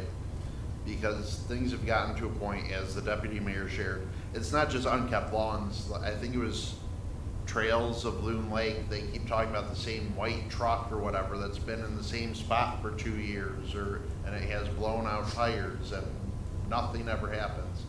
Stuff like that, where to me, since we've let this fall to the side for so long at this point, being on the reactive kind of measure with Safe Built, that we almost need to take it to the opposite extreme, and that is, I think, the in-house part-time affords us most hours out there, and kind of resetting expectations for our violators, basically, as to what is going to be allowed and not allowed. And hopefully that'll fall off once people get into line, that, hey, we're on the front foot again, we're not waiting for the phone call. I mean, just driving here and passing the post office, that grass is waist high and all of their shrubs are dead. If that were a homeowner, they'd have fine, and it's been like that for years. They'd have so many fines. And so I think we need to go the route that's gonna afford us the most hours out on the roads, and that's, I believe from your report, the in-house part-time, and that's what I would support, regardless of whatever Safe Built quoted numbers-wise. I believe everybody's phones are going off. It's so irresponsible. You know, you're in a Sorry. very important meeting. I had it silenced. But I believe, I forget which discussion it was, it may have been budget or goal setting. There was some amount where, like, for every road hour or inspection hour, it equated to like roughly an hour of paperwork and other nonsense in the office for the same complaint. So if we're looking at 7 hours of Safe Built, that's really 3.5 on the road, maybe. Whereas if, I believe your report said 20 hours roughly we would plan on for part-time, then that's 10 hours on the road, which I like a lot more weekly. And I know before we went to the Safe Built, like, third-party system, our building inspectors worked part-time and covered a bunch of cities. They basically had their own little Safe Built going. My grandfather, I worked for like over half a dozen cities at the same time, just bouncing around. And to me, I think that's kind of what we would expect, or who we might be able to find to do in-house. I believe Novi had 4 full-time, you said? Yes. Yeah, we don't need that, but if any of them are looking for a side job or something, but. But I think there's probably opportunities to find a qualified person that isn't gonna cost $84 an hour and be able to give us more hours than we can get otherwise, so, thank you. Councilmember Sharp? Thank you, Mayor. I support pretty much everything I've heard on the dais. I'm a proponent of doing this, probably a vocal proponent in our budget study session. I'm certainly chalking up a lot of hours for Safe Built in the last few weeks, because it annoys the heck out of me that I have to pay to store my trailer, but nobody else in Wixom seems to. They just put it in their front yard. And that just annoys me, so I've been calling Safe Built. And in fact, I've had I'm just gonna put this out there, Steve, I had a FOIA request, want to know who complained about my trailer. Well, tell them it's me, because I want to see Wixom following their own ordinances.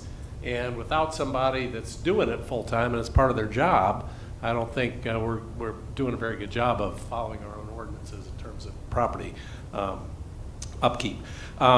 I do support, I guess I support the 30,000. I don't really know. It's a starting point, right? Let's see how it goes. It's not going to be, I don't imagine we'll get 20 hours a week in the middle of February, probably. Probably can't even see what, we're not going to get any lawn calls in the middle of February. but certainly in the summertime, we'll have more opportunity to spend maybe more than 20.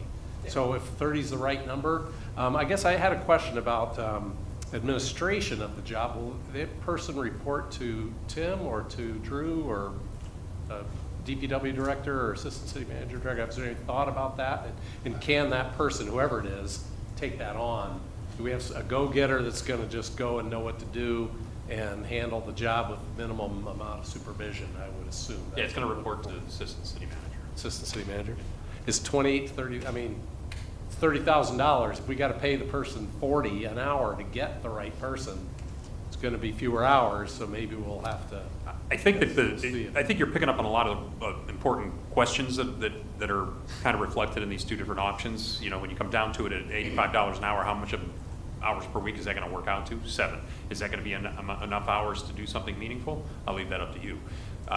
20 hours under a part-time employee position, and we do have good information as to what the pay would likely need to be, and I think it is in that neighborhood that we've reflected in the documents that we put before you. I don't want to tip my hand or anything, but it's south of $30 an hour, and I think we're going to be able to attract people to do that job at that rate, and I think we're going to have somebody that's motivated to do that job, that likes to do that job, that has experience doing that job, is going to be effective at doing that job. So I think you're picking up a lot of the questions that I think I have, and as well as anybody who's looking at this would have. You know, you just have to look at an hourly rate that was proposed from Safe Built is just not going to provide meaningful hours, and I don't think it's going to provide meaningful impact on the problems we're trying to address. So I think the choice pretty clear from my opinion. I support the 30,000 as a starting point and hire a temporary person that apparently got a line on a couple people that we do know the job. And, okay. We have information on people that might be available that might be interested. So. And if my house gets egged tonight, I'll be sorry. Yes. I was going to kick you out of We don't have to do the FOIA request response time. Oh, actually, we do. Peter, what's your address? Don't say Councilmember Grella Fox? Now, when would be the soonest that we could get this posted? I mean, we have a draft job description together that probably needs to be refined a little bit. It looked pretty good, I thought, Yep. actually. Oh, Nice job. Well played. I would think within, you know, somewhere around July 1st. I think we can get it out there and get them rolling, because we wouldn't want to hire, obviously, which we couldn't anyways, before July 1st. Budget wouldn't be replaced. I would think sometime in July or August we should be able to get that going. I would look at August as the earliest possible start date, probably just between the advertisement, the onboarding, getting everything taken care of, paperwork-wise and everything. You know, it's late July, maybe. You know. Councilmember Gatchel? Thank you. I guess just based on that, we wouldn't entertain adjusting the current budget to get them hired and get going. I mean, summer is busy season.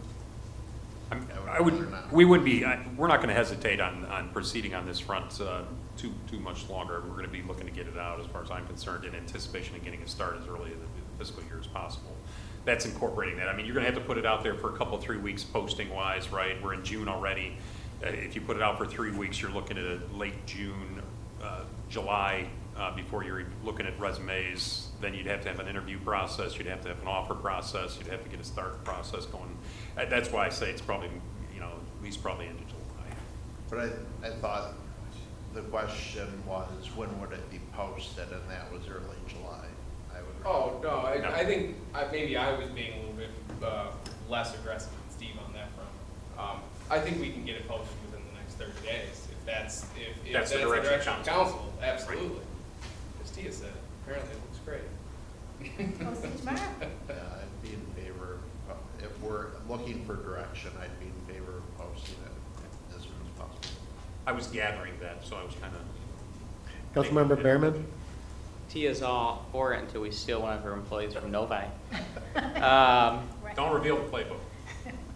That being said, until we get someone, perhaps maybe just a blanket email to all staff. You know, if you notice anything when you're out in the community, please send an email to Safe Built to get it addressed. I mean, we have plenty of staff that's out in the communities, and I can't I mean, have we done anything with the post office? I mean, Absolutely. okay. Yep. And I'm then- sorry, I know we all drive by that each day. I know that the Maple Road School property, again, that every year they don't seem to touch it until we get in contact with them.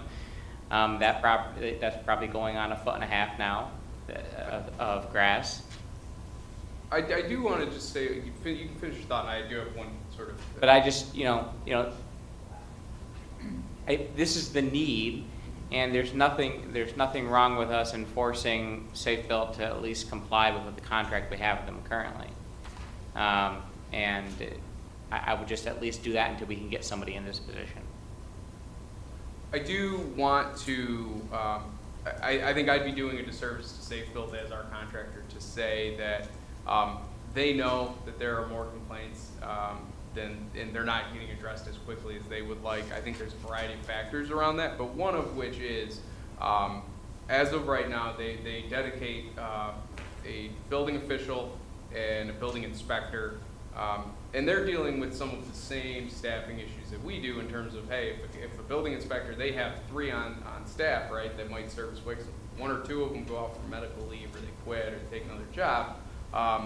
They've got the same capacity issues that we would. So I'm not fully defending them, but I do want to say that from a capacity perspective, I know that they run into limitations under the current system. I do think that's a big part of why they propose to increase the hourly rate, so that it can make sense for them while affording us flexibility, but have it make financial sense for them to make additional investments in staffing just for code enforcement.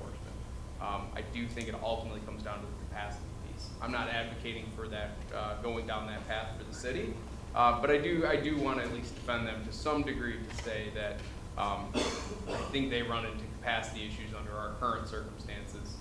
We believe that they should be able to dedicate more resources to us for this, and that's a little bit of a different conversation, but I just know from I've working with them on a day-to-day basis and kind of seeing the permit workload alongside the code enforcement workload. They're busy. They're not sitting around twiddling their thumbs. Well, file my complaint for Maple Road, please. Understood. Noted. Very good. All right, I guess I agree with everybody else. Let's put 30,000 in the budget. Let's get somebody hired. Let's see how it goes. And this is something that I think that all of us up here are interested in, that we do need more code enforcement, and let's take care of it. Understood. All right. So we don't need a motion or anything, correct? We're good? You've got direction? Yep. All right. Moving on, consent agenda. All items listed under the consent agenda are considered routine by the city council and will be enacted by motion. There'll be no separate discussion of these items unless a council member so requests, in which event the items will be removed from the consent agenda and added to the regular agenda at the end of unfinished or new business. Do I have a motion? Move to approve. Support. I got a motion and support to approve the consent agenda as presented tonight. All those in favor, please signify by saying aye. Aye. Opposed? Motion carries. Moves us on to unfinished business. We got 2 items under unfinished business. The first one is a recommendation to approve the fiscal year 2024-2025 budget and adoption of the requisite budget resolutions. Marilyn? Yes, this evening, we're just looking to seek approval of the 24-25 budget as presented earlier today. And this is the final step in that process. All right. Any discussion? We make a motion. I thought we made a motion. You didn't say it, but you still say it. Oh. I moved what Marilyn said. Okay. I'll support that. Well said. All right. I got a motion and a second. All those in favor, please signify by saying aye. Aye. Opposed? Motion carries. Very good. All right, and that moves us on to unfinished business number 2, and that's a recommendation to award the bid for the purchase of a 2024 Dodge Ram 2500 Crew Cab pickup truck to Smith Camp Chrysler Dodge Jeep Ram of Redford, Michigan for $46,395 from vehicle purchase fire account number 401-336-973.350 and approve the associated budget amendment. Do I have a motion? So moved. Support. Chief Geisler?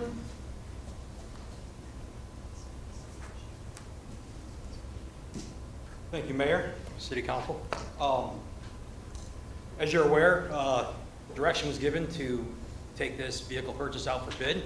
Over the last month, we've done that, and you have before you the new recommendation, which includes the bid process for the purchase of the fire utility vehicle. All right, any discussion?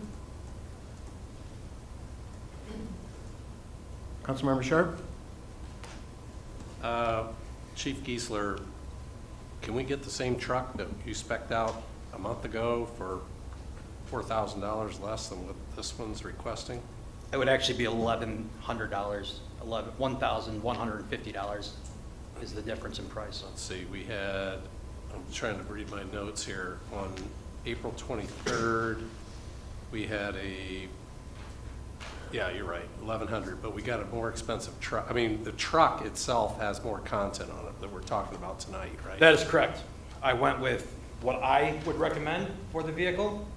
Specifically, since we weren't getting off of my deal, I upgraded some safety considerations and a couple longevity things that would make the truck last longer. What were the safety considerations? We added Bluetooth connectivity for the operators of the vehicle, so there wasn't going to be, anything else. They could have their phone Bluetoothed in. And then also we went to a cloth seat instead of a strict vinyl seat. Those are the two significant upgrades. Bedliner was one option that was in there as well. I don't know, this whole thing kind of is bothering me, because first of all, I would have approved to buy it last time. So now it's $600 less than what last time's. We went in at $46,969 last time. Gentleman from Sneth Camp stood up and said he could do $45,245, and now we're at $46,395, so $1,100 more. And I guess I wonder if safety is that important, why that wasn't in the initial bid. Because the initial bid was my deals. I didn't have any influence over the You specifications. didn't spec the safety feature. I did not spec those in the original because that was, you get the general specification from my deal. If I may, Fire Chief Geisler, were you speaking of potentially doing some aftermarket work on that vehicle? It will eventually get aftermarket. No, I'm talking about the original. Oh, the original, yes, the original would have gotten the aftermarket upgrades after the fact for those types of things, just like. Oh, Ken's sure, equipment. no, but you're talking original equipment, the Bluetooth and the. Yeah, we're adding it from the factory instead of doing aftermarket for that as well. Cloth versus vinyl interior or whatever. I don't know. Cloth This versus one- vinyl couldn't have This happened. one, so we get in this, I don't know, we got in a trick bag here with doing my deal, and then we get a bid right on the meeting, and we all backed up, and now we're spending $1,100 more than we could have spent a month ago for basically the same vehicle. Okay, saved a couple extra features. So I'm not real sure where I am on this, but I'll stop now and listen to what the other discussion is. Thank you. Councilmember Behrman? Thanks. First of all, I'll address the $1,100 more. We couldn't buy the vehicle at that meeting for $1,100 less because we didn't have unanimous consent for council waiving the bid process. So that's why we asked for it to be sent out to bid. I was looking forward to the exact vehicle that you came before us before being spec'd out, so we could really evaluate whether or not the My Deal process was competitive, so we could rely on it in the future. I still think we got that information, even though you did change the truck, and I'm fine. That's the decision that you made to do, and I support the purchase of this truck. But the fact that the dealership that we were looking to get the car from through My Deal submitted a bid, and their bid for this more expensive truck is cheaper than what it was on the My Deal, clearly shows that we can't be relying on the My Deal process to buy our vehicles in the future. If you could save $2,000 by sending it out to bid, which is basically what we did here. So I appreciate you taking the time to do that, and I completely support you moving forward the purchase of this vehicle this evening. Deputy Mayor Resnick? Thank you, Mayor. Chief, two questions here. One is, how many hours did you spend on putting the bid package together? I personally spent approximately 15 hours. 15 hours. Yeah, and then my secretary, the DPW secretary, the assistant city manager also had time that did that as well. Okay, so that there is an impact there of going out to bid versus doing a my bid. The second question then was, how much would it have cost for the aftermarket upgrades to make the two safety issues that you discussed? Approximately, because they didn't have the vehicle in front of them, or labor costs were unknown at that point, approximately $1,000. All right, thank you. Councilmember Smiley? Thank you, Mayor Beagle. Yeah, I was gonna ask that too, what were the, the cost of the bed liner and the Bluetooth? And that was with, that $1,000 was without the labor, you said? Mm-hmm. Okay. And then, of course, you gotta just live with vinyl seats. You can't swap those out. That'd be not practical. No, we'd have to do seat covers or something along those lines Yeah. after a while. And that's for the heat and the wear and? It's for the wear primarily. Wear, oh, okay. This other question, just before we get too down on, my deal, they buy those things under certain circumstances, specifications. I just don't want to jump to any conclusions because it is weird that their price here, was LaFontaine, right? That's that was correct. the Michigan, it was the My Deal, and yeah, it looks weird, but You're absolutely on point on that. The My Deal bid process was months ago, and the pricing environment is different today than it is months ago. And the- So and that's something I would caution you, don't read too much into That's that fine, right. outcome. That's absolutely on point. You're saying much better what I was trying to say. Okay, that's all. There's several months separating those two bid processes, and prices change, market conditions change, inventory grows and prices go down, those kind of things. That has an impact. So I wouldn't read too much into the My Deal being slightly higher than it was this time around, because there's several months in between. Yeah, that's all. I wanted to make that point. Thank you. Yep. Very good. Councilmember Gatchel? Thank you, sorry. I guess, well, it's one data point. It kind of gets to the point where I think last time we were talking about we don't know what we don't know, and we kind of found out a little bit that we're coming out of a really high inflation period to hopefully a more stable inflation period. We shall see, but when we have these great time spans between My Deal bids and when we're looking at using them, it might be worth just bypassing that. Sorry you spent 15 hours on this. I guess I don't understand what all goes into a bid that it's taking that long. So maybe that's something for us to, I guess, get educated about.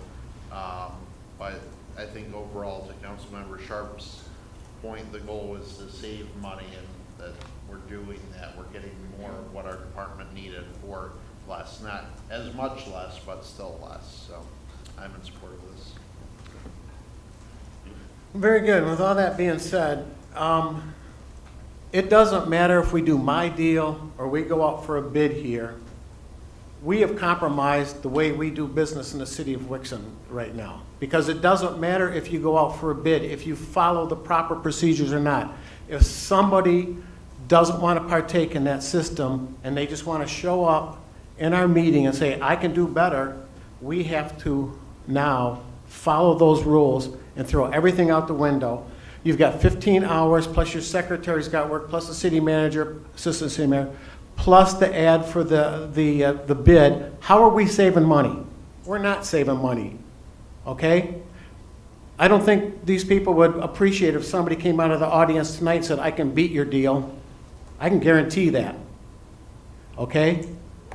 And if we don't, from now on, if somebody pops out, they can read our packet on Thursday. They don't have to partake in the bid process at all. They look at our packet and say, oh, a box of widgets for 20 bucks, I can do it for 18, come in here, and if we don't do it, we're probably gonna get sued because we've done it once before. This is the last time that we have to do this, and we have to take a stand up here, okay? Because it's not fair. It's not fair to LaFontaine because they followed the procedures and somebody didn't, and they do this. just like we've got 5 people here who bid for this project. How many people probably could have read this? How many auto dealers do we have? Hundreds. And only 5 chose to bid on it. That's fine. If Smith Camp doesn't want to get on my deal, that's fine. But don't come in and interrupt the process we do city and mess things up for the way we do it from now on. Because now on, the way we purchase things are different. Okay, so with that being said, I will not support this as it is presented tonight. Any other comments? Yeah, I'll comment to that. Go ahead. Councilmember Sharp or Councilmember Behrman. I agree with the idea that we don't want people showing up to submit a lower bid to something that was a bid out. But given the fact that this wasn't something that was a bid out, we have the option to make that change. Whereas, like, for example, later on, you know, where we're discussing something that was bid out, we couldn't take a contractor coming into the meeting and going back because that would violate the bid process. This was just us taking a bid that was already out for the state, which we could clearly see we could save money by actually going to a dealership. So I think you're kind of comparing apples to oranges. I understand your concern, and I see your passion on it, but I think it's a little bit different than how you explained it. Well, we should probably, before we approve the budget tonight, we probably should have added about $50,000 or $60,000 to lawyer fees, because that's what's going to happen here. Okay, it's been set. We set it on April 24th. We set that. Okay, so now anybody that comes in after a bid process can change it, and we have to do it. Not if it's bid out. No, my bid is bid out. That's a bid. We Yes, did it is. bid that out. Yes. Okay, well, we can agree to disagree. Okay.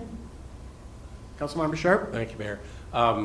Chief Geisler, I assume you took that as intended. I think the mayor was talking to the dais. He was looking at you, but... Yeah, I talked to him earlier. Thank you. Everybody else?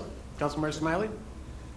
I'm glad you said that, Councilman Sharp, because I was like, what's he mad at the chief for? Yeah, and I understood it just the way Councilman Behrman described it as, you know, the only reason we could do this, we weren't setting any kind of precedent, was that, you know, we didn't put it out to bid. We just looked at what the cost would be on my deal. My deal didn't even know we were going to buy it yet, right? That's correct. So I get nervous when you say, you know, we're going to get people suing us for doing this kind of stuff. I don't want that, and I thought we made that really clear at the April 24th meeting that that's not what we're doing here. We're saying here's the price that we like. It's not a bid. No one knows we're going to buy this until the packet goes out, and no one's coming. It's not like putting out for a bid. And if I'm wrong, please explain it to me, because I don't want to set bad precedent. The only thing I'll say about that is we don't waive the bid process when you utilize my deal because the bid process has been conducted. So there was a bid process that resulted in the award on the my deal process. So that is a little bit of a complicating factor. I think there's a gray area enough there that you could say that perhaps it wasn't your own bid process and you're okay with proceeding in that fashion. But I would caution Mayor and Council to please not extend this. There was conversation in prior meetings about, you know, if we can save a few $100, let's do it kind of a thing. And that's understandable, but you do not want to subvert your own bid processes on this. And we do not want to get into the habit of allowing somebody to come up after they see a packet and say, I can beat a bid process by $200 and awarding a contract on that basis, because you're going to lessen the confidence that there is in that bid process. Pretty soon you won't get the bids that you're expecting when you do conduct bids if you get that kind of a reputation. So that's the only thing I would caution against. I think it's enough of a gray area with the my deal process that it wasn't a local bid process, but just do keep in mind that is considered to be a bid process that we follow, because that's how we avoid the need to waive the bid process. Okay. All right. Good. Glad. And it doesn't exactly break that out, but there is a little gray area there. So. All right. Thank you. Anybody else? All right, I got a motion and a second to approve the recommendation to award the bid of a purchase of a 2024 Dodge Ram 2500 Crew Cab pickup truck to Smith Camp Chrysler Dodge Jeep Ram of Redford, Michigan for $46,395 from vehicle purchase fire account number 401-336-973.350 and approve the associated budget amendment. All those in favor, please signify by saying aye. Aye. Opposed? Aye. Deputy Mayor Resnick, Aye. Councilmember Behrman, Aye. Councilmember Gotcho, Yes. Councilmember Grunland Fox, Yes. Councilmember Sharp, Nay. Councilmember Smiley, Yes. Mayor Beagle. No. 5 yes, 2 no. Thank you. And that concludes the unfinished business portion of business. Thank you, Chief Kiesler. New business number 1 is a recommendation to adopt a memorandum of understanding and cooperative services agreement between the City of Wixom and the Downtown Development Authority for service cost sharing for the period of July 1, 2024 through June 30th, 2025. Do I have a motion? So moved. Assistant City Manager Benson. Thank you, Mayor. You all may be familiar with this annual memorandum of understanding that's being presented tonight. The city and the Wixom Downtown Development Authority have been entering into this annual agreement for the last few years to govern how the DDA's cost-sharing arrangements with the city, what they're covering, what the amounts are, and sort of, in a loose sense, the roles and responsibilities on both sides. The memorandum of understanding before you tonight corresponds with the DDA budget that was presented and adopted by City Council, as well as recommended from the Downtown Development Authority. There aren't anything, I'll say, overly exciting or different about this year's memorandum of understanding compared to last year's. Most of the same pieces about the services that the city provides, whether that be administrative, financial, their contributions for community service events, as well as their contributions to public works and maintenance activities that happen downtown, are all the same as last year. I would say that the largest difference is the shifting of the 5% cost for one of the city manager's office administrative assistants. But that's only been moved to finance because that position has also been moved to finance, so net, not a real cost difference. And this year's memorandum of understanding covers for the DDA paying for IT support for the Downtown Development Authority director contractor. After a few years of being on separate systems and the DDA really maintaining their own email system, all their own digital file storage, and even some of the pieces related to their own financial administration, we realized that it would be easier and quite frankly probably provide a greater cost savings to integrate a little bit more so that the city and the Downtown Development Authority itself have better access and kind of control over files should Laura ever decide to leave us or whatever circumstances. So there is the addition of $632 from the DDA to contribute for that, and she'll also get the benefit of our security and our IT support if she ever needs it. With all of these things in mind, the Wixom DDA did review and approve this memorandum of understanding at their meeting earlier today, and we are recommending approval from you all tonight as well. Any questions? Deputy Mayor Resnick? So, thank you. Assistant City Manager Benson, we're about a year into this arrangement, if I recall, correct? I believe the first one we did was in 22-23, so this would be the third. Third, okay. How, level of service, are you getting feedback from the DDA in terms of the DPW assistance? Are the garbage cans getting emptied in the downtown area or whatever? My understanding is, broadly speaking, the expectations are happening. The number one thing we talked about this at DDA earlier today as well is with this kind of methodology in place, it really sets guardrails around what those expectations are and what everyone should expect. So more than anything, I would say if there are scenarios where something's not happening, let Laura know, talk to Tim, because we've put these resources in place to be utilized, and so and that's I'm not saying something's not happening, but it's up to all of us to kind of make sure that if there are issues that they're being addressed. And this provides a system for that to happen. very good. But my understanding is it's all going pretty well. Super. Thank you. Any other questions? Seeing none, I got a motion and a second to approve the recommendation to adopt the memorandum of understanding and cooperative services agreement between the City of Wixom and the Downtown Development Authority for service cost sharing for the period of July 1, 2024 through June 30, 2025. All those in favor, please signify by saying aye. Aye. Opposed? Motion carries. Moving on to new business number 2 is a recommendation to accept the proposal from D&S Contractors Incorporated of Berkeley, Michigan for facility improvements in the amount of $419,000 plus a 10% contingency of $41,900 and approve architectural construction and administration services provided by Lindhout and Associates of Brighton, Michigan in the amount of $9,450. Do I have a motion? So moved. Support. Mr. Sigma. Thank you, Mr. Mayor, members of council. Yeah, this proposal has been a long time in coming. We did some design work over the last year with our architect, and we developed different projects throughout, primarily with the community center, the library, the police station, and the building department. Each one of those areas had different prospects of work that needed to be done, and we thought it was to utilize the economies of scale to get one contractor to do all of this work over the next few months. And we put this out to bid, and in early April and in late April, we acquired the bids that you see before you, and they range from $419,000 to $820,000, depending on the styles and the amount of, I guess, equipment that each of those contractors felt were necessary.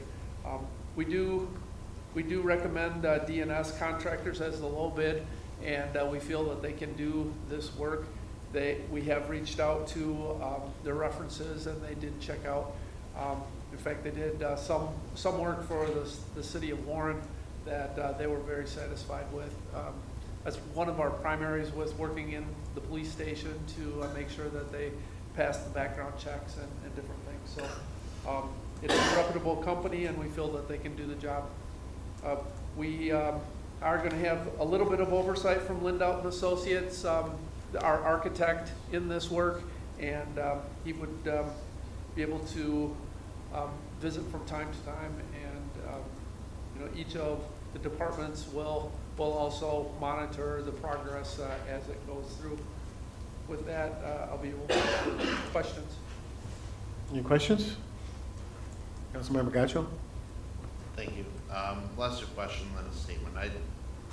I still do not understand how the building department bit is $80,000. I appreciate the email that went out earlier, but adding the more glass there, which I was hoping we would have started taking down by now, but it's my understanding we switched the plexiglass temporary stuff to hard glass that is just going to be permanent and give a very cool feeling to everyone that continues to come in to City Hall. I don't want to keep on with that trend, so I'm not in favor of this, primarily because of maybe solely because of the building department, but $80,000 for that is like a luxury kitchen upgrade. This is cabinets and glass, so I think we're getting the government price, which I don't appreciate. Thank you. Anybody else?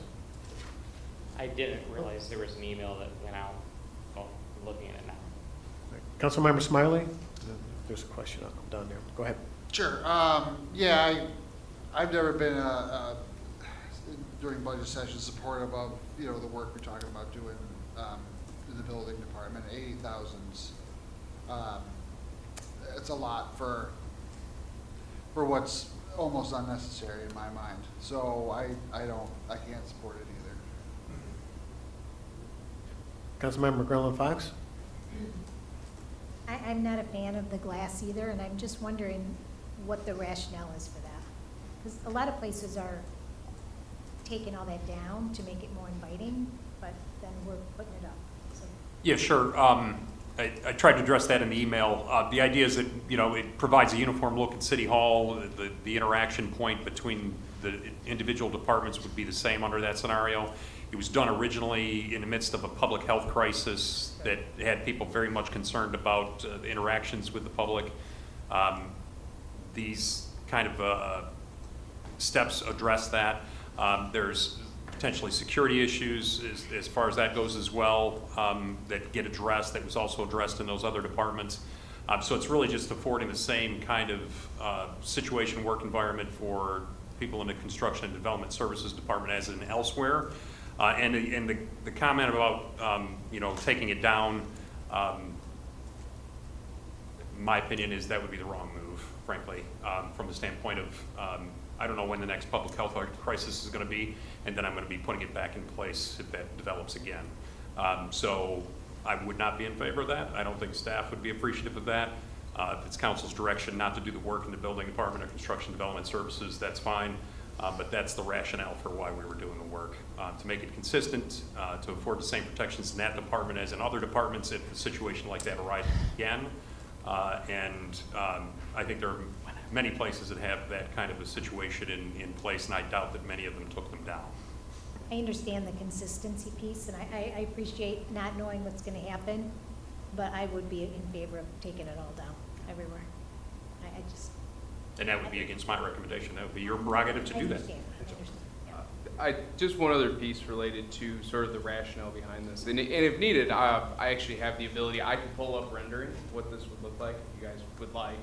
Happy to do that. But I did want to say one of the other key pieces is that this reconfiguration in the building department would allow for a more ADA compliant space. Currently, we serve customers who might need such accommodations via a rolling table that's just kind of sitting there. Now, granted, we don't have that many, but this new setup would be specifically designed to be more accommodative to individuals with disabilities.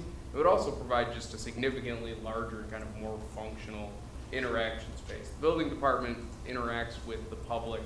I would say we have the longest conversations with individuals who are coming to visit us, whether we're rolling on a set of plans, or two people are rolling on a set of plans, and another person may be picking up a permit at the window. So this would allow us to sort of better serve multiple customers who have different needs in different spaces. Currently, we're all sharing a single countertop.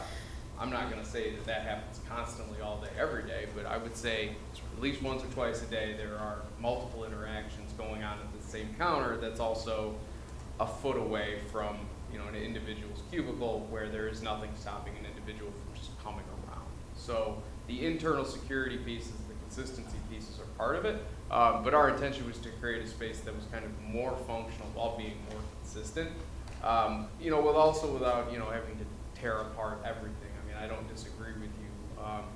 $80,000 is not nothing, but for the upgrades that we're getting, we think that this would provide kind of a recognizable improvement, but it is City Council's prerogative, and I think we can certainly either not do this or look at other options, or. Well, the ADA compliance is a must. I mean, we have to be ADA compliant, but the other things, yeah. Discretionary, sure. But thank you. Thank you, Mayor. Councilmember Sharp? Thank you, Mayor. Mr. Sigma, last year at this time, we were talking about the 24 fiscal year budget. We had $80,000 put in for office remodeling and furniture, and there's a lot of discussion about, okay, we'll put it in, but we wanted to see what it was before we approved it. And then we had that same discussion a few weeks ago about doing it in 25 fiscal year. I think we put it in for 25 fiscal year. I'm not even sure which budget we're looking at here, whether it's 24 or 25. But we said at that time, we would really like to see what it is. And the response, as I recall, was, hey, we're going to lump everything together. And so even though it says 80, we expect it to be less than 80 because we're going to bundle it all together with all these other projects. We're going to have one contractor come in and do it. And it looks like that's what's been done. I just don't think the sell job was quite right here. Maybe that 80 should say something less than 80 or whatever the approximate piece of the total is for the office remodeling and furniture for the building department, and it sounds like some council people don't even like the idea of the whole project.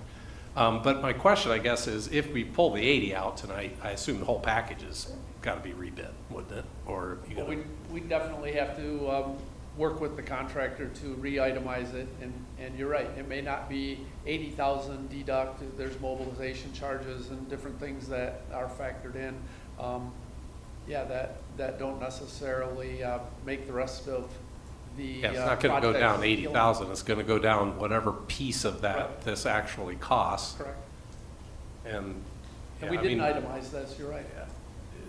it would have been nice to see something before, or do a walk around, go out and show us what needs to be done or something, and we're right.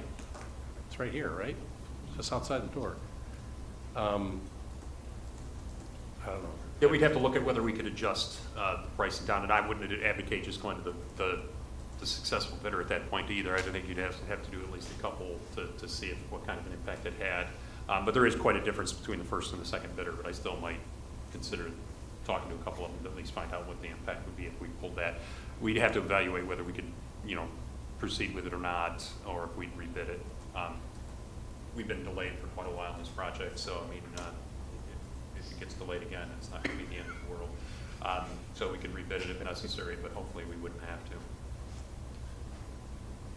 Can we, I was just, can you show me after the meeting what we're doing or some other time? I don't know. It just feels like we've talked about it twice in budget meetings and we've had zero really solid information until this evening. We got some renderings in an email. So I guess I support delaying it and finding out what we're getting for $80,000. Or if it's not 80, how much is it that we're actually paying for the office piece of that? And then, I mean, I don't even know what the community center improvements are, $258,000. That's probably could use some renderings for that too. If we're gonna have renderings and we got a architect that's been doing all this work, let's take a look.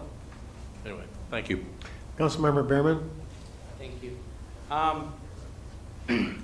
Well, first of all, a couple weeks ago, I was up here, and Drew actually did walk me through what they were planning to do there. And I appreciate that time you took to show me what you were looking to do. And yes, I believe that 80,000 seems like a lot, but in the grand scheme of things, this is what that department believes is going to allow them to be more efficient and to operate better and be ADA compliant, and I can support that. I will, I couldn't see the information on the phone that well, and I didn't know there was an email that went out at 5 o'clock today. I would say that I think that this particular item, for $400,000, the report really seemed to be lacking any detail, and perhaps what was emailed today or other things should have been included in the report. But I'm fine moving forward with it as proposed this evening. And the only other thing I'll mention with regarding the glass, and maybe Crystal can talk to this, was it your office that was saying that like the HVAC system was really difficult to keep your office cooled and heated before the glass, but now it's better? Or I thought someone told me that the glass was helping with like the doors opening and closing in the Yeah, with the air that comes in from the doors, yeah. And I agree. I mean, in a perfect world, I'd love to see the glass down, but I mean, I'm not the one running City Hall, and if you guys want glass, and the employees want glass, then keep the glass. I don't really care on that. But I'm fine with this as proposed this evening. Councilmember Smiley? Thank you again, Mayor Beagle. Assistant Manager, or either one of you, I guess. You had mentioned that there's an ADA element to these changes. Can you elaborate on that? Because I mean, if we got to do it for that purpose, then maybe some of this argument is pointless. Well, so I'm going to pull up. I was on the fence on it. We should. Happy to do so. And in hindsight, I wish we had shared this. Yeah, go ahead. Councilmember Gaucho just has a quick point of clarification. Thank you. Mr. Sigmund, did you say that the bid that we received was not itemized per section of the project? It was not, no. Okay. So while this is loading up,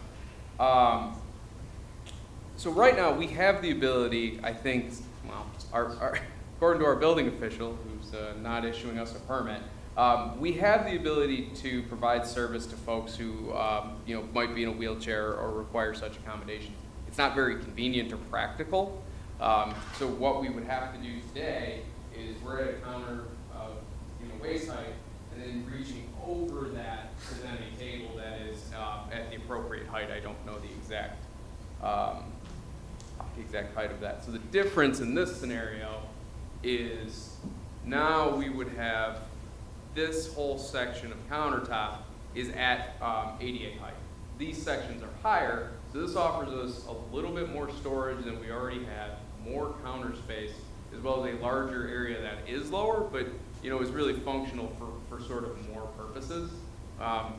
This also would move a desk closer to the front window. I mean, theoretically, we could take that out someday, we could put it back in. The clerk's office was an after-the-fact installation.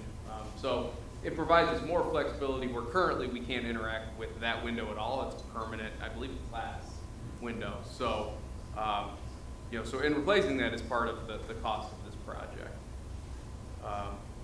We will be able to retain the existing TV, will stay where it is. We have a screen here and a computer. Those will both remain, and it'll just be replaced with a new cabinet. And then these would be all new cabinets. There'd be a little bit of wall work. We have an existing window. It would need to be reconfigured a little bit.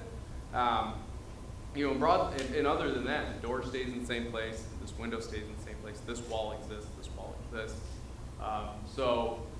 Again, from an itemization standpoint, I cannot speak to that. And Tim can talk to that piece more. But this is broadly what would come into play, and then we'd be able to keep the existing cubicles for current employees. My vision would be to have have a chair up here and have the ability to either have one of them be up there regularly, or they always talk about liking to get their steps in. So maybe there's a little travel back and forth. We would figure out how that plays out, but this would just be an entire kind of new operating scenario for us that we haven't had in the building department before. So hopefully this is kind of helpful for visualizing what we're talking about. Floor, Councilmember Smiley, are you good? Oh, I mean. Okay. Councilmember Behrman?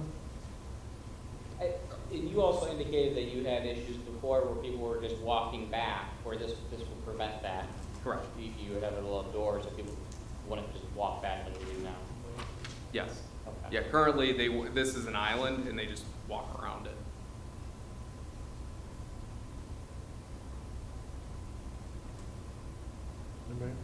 Councilmember Sharp? Thank you, Mayor. I just feel like maybe we should table this and have a little more education on what the pieces are, rather than put the kibosh to the whole package. That's a lot of work, as we found out how much time it takes to rebid something. Maybe there can be some calls made about how much this is, but we can leave the numbers where they are in terms of approval for a next meeting, or maybe tweak them, I don't know. I don't want to, I personally don't want to send this down the drain. I agree with Councilmember Behrman. If the departments need this, they run the city. We've budgeted for this. There have been some questions about that specific item, and I'd like to be a little better educated before voting yes, but I don't want to vote no and turn it down. Is that something, something that the city would be willing, the administration be willing to work on? Motion to table Yeah. Yep. I mean, would be the Robert's Rules of Order motion to. Yeah. does that make sense to anybody else? I would second a motion. I move to table this to a future meeting. Okay. I got a motion and support to table this item, is that correct? Can I just? I guess my comment, and I agree with Councilmember Gotcha here, is I guess if we already have a yes vote on this, I don't think that when this comes back, you're gonna say no to it, you just want some clarification, so I guess kind of useless to table it for a couple of weeks if we already know it's gonna be approved.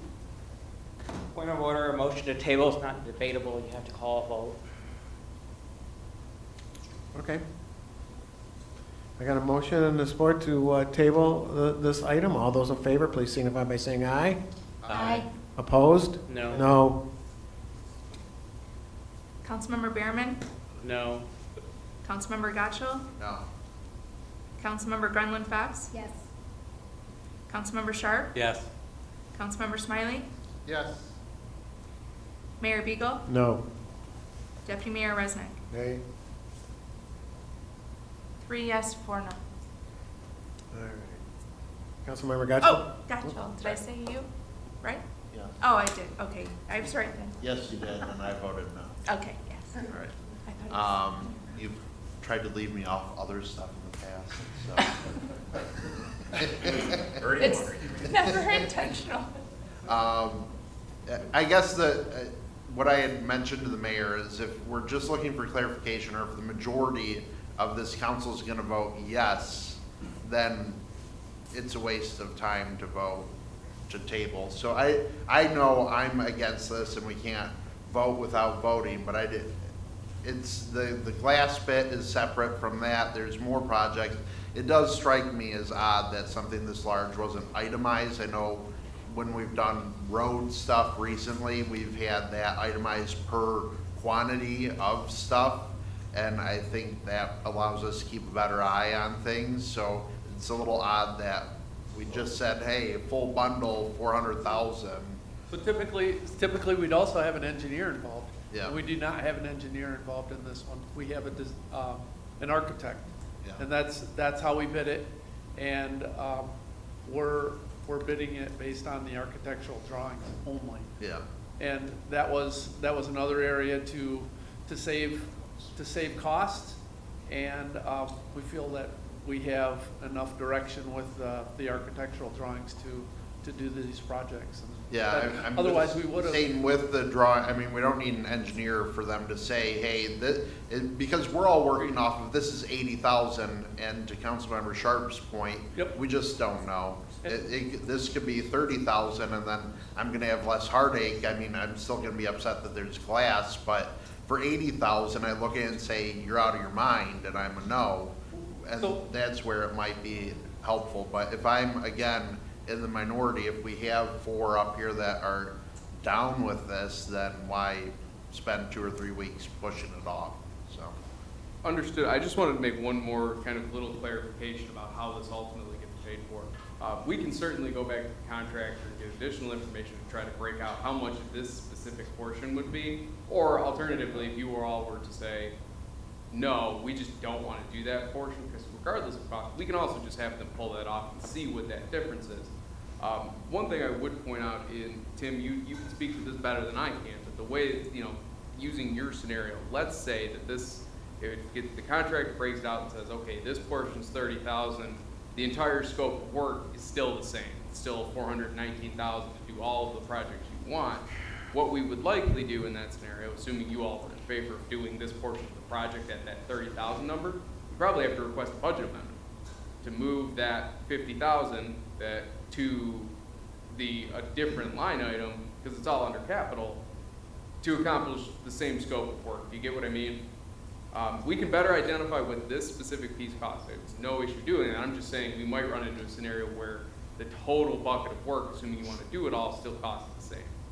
Yeah, it's more, because this, as was pointed out earlier, I think by the city manager, has been a discussion for a few years. This particular bit of it, so it's a little odd that we would not get a number associated with that, because that has been the consternation is, hey, we think we're overpaying for this, and so we send it out and we don't get a number for it. It's expected that there's gonna be some friction on one part of it being this part. Councilmember Brown Fox? Thank you. So I don't, since we didn't table it, which is fine, I don't want to delay things, but I would like that additional information. I am not in favor of the glass, but I will be supporting the motion. Thank you. Councilmember Behrman? I know we spent a lot of time discussing your desk, Drew, but can you just briefly go over, like, I know like the police department break room's included in this, correct? Just briefly list the other things that, I mean, that we're getting for this money, just. Sure. I So, yeah, we don't have the renderings available right now, but the senior center alone has, we're redoing the windows in the front. There's access doors that have been difficult to go in and out of that will be replaced. The vestibule doors on both sides, not the library side and the community center side, will be replaced. The senior center will have sound reduction areas up in the ceiling. The ceiling tiles would be replaced. We have, in the library, we are creating a new, 2 new rooms for study areas in I guess the southeast side of the building. And again, in the police department, excuse me, we're taking 2 rooms. We're taking a wall out to expand the kitchen break room area so that they can accommodate all of the employees in one area. And so that would also be there. Oh, yeah, Deanna did. We could take this. So, I guess my point is we're getting a lot for this. Yes. Okay. Thank you. Of course. Deputy Mayor Resnick? Thank you. I just wanted to add earlier that I've had occasion to actually bring in a roll of D-size prints and try to get them out in the current space. It does not work, and it is not ADA compliant. So I'm fully supportive of the package as it is. Thank you. All right. Any other questions, comments? All right. Seeing none, I got a motion and a second to approve the recommendation to accept a proposal from DNS Contractors Incorporated of Berkeley, Michigan for facility improvements in the amount of $419,000 plus a 10% contingency of $41,900, and approve architectural construction administration services provided by Lindhout and Associates of Brighton, Michigan in the amount of $9,450. All those in favor, please signify by saying aye. Aye. Opposed? Motion carries. Thank you. You're welcome, thank you. New business number 3 is a recommendation to award a change order for the 2024 local road maintenance program for additional road repairs to Asphalt Specialists LLC of Pontiac, Michigan for $140,595 and to Umler Group of Wixom, Michigan for $22,360 for additional construction engineering from local construction account number 203-554-971.399. Do I have a motion? So moved. Support. Very good. Councilmember Sharp? Mr. Mayor, I have some familial considerations with Umler Group, so I need to recuse myself from this discussion. Very good, thank you. Go ahead, Councilmember Fox. To the Dairy Queen. Bring us back something. Thank you. So just a couple questions. One, the additional work that came up, what was the? Wait. Oh, I'm sorry. That's all right. Oh. Okay. The additional work, was that something that, how did that come to be after? So you did, in our 2023 or 24-25 budget, we did put a portion of funds in for different projects. A small portion was in Northridge and Palmer, and another one was in the Finn Camp. We had some roads that were starting to fail, and we have some, we call it spider web type of things going on there. And one of our intentions as part of our road maintenance program is to have a mix of fixes. And this was a portion that we kind of anticipated even a year ago that we would like to recommend that. You never know how the budgets are going to come out and the pricing is going to come out. So we wanted to work with the contractor a little bit before we were confident enough to request this. So these pieces of the road projects are similar to the one we did last year on Potter Road, where we added a portion of, it was like $40,000 to add a couple of sections on Potter to extend the life another 3 or 4 years. And this one here, we're trying to expand that similar thing. It's going to need to work for approximately 10 years based on our other roads in those areas. So Let's hope it's longer than that. we want to, well, yes, and I'm suggesting, for the entire subdivision, we're only fixing or repairing portions of it, and some areas we're taking 6 feet out, and other areas like, up on the hill, Lamella and Royalton. Sorry, next door, those 2 roads.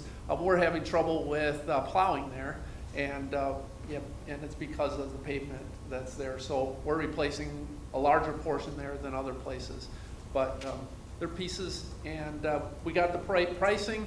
Umler was there was some engineering that was required prior to getting that, and we're putting that in as the ad as well. They'll be inspecting it just like they're doing the rest of the roads.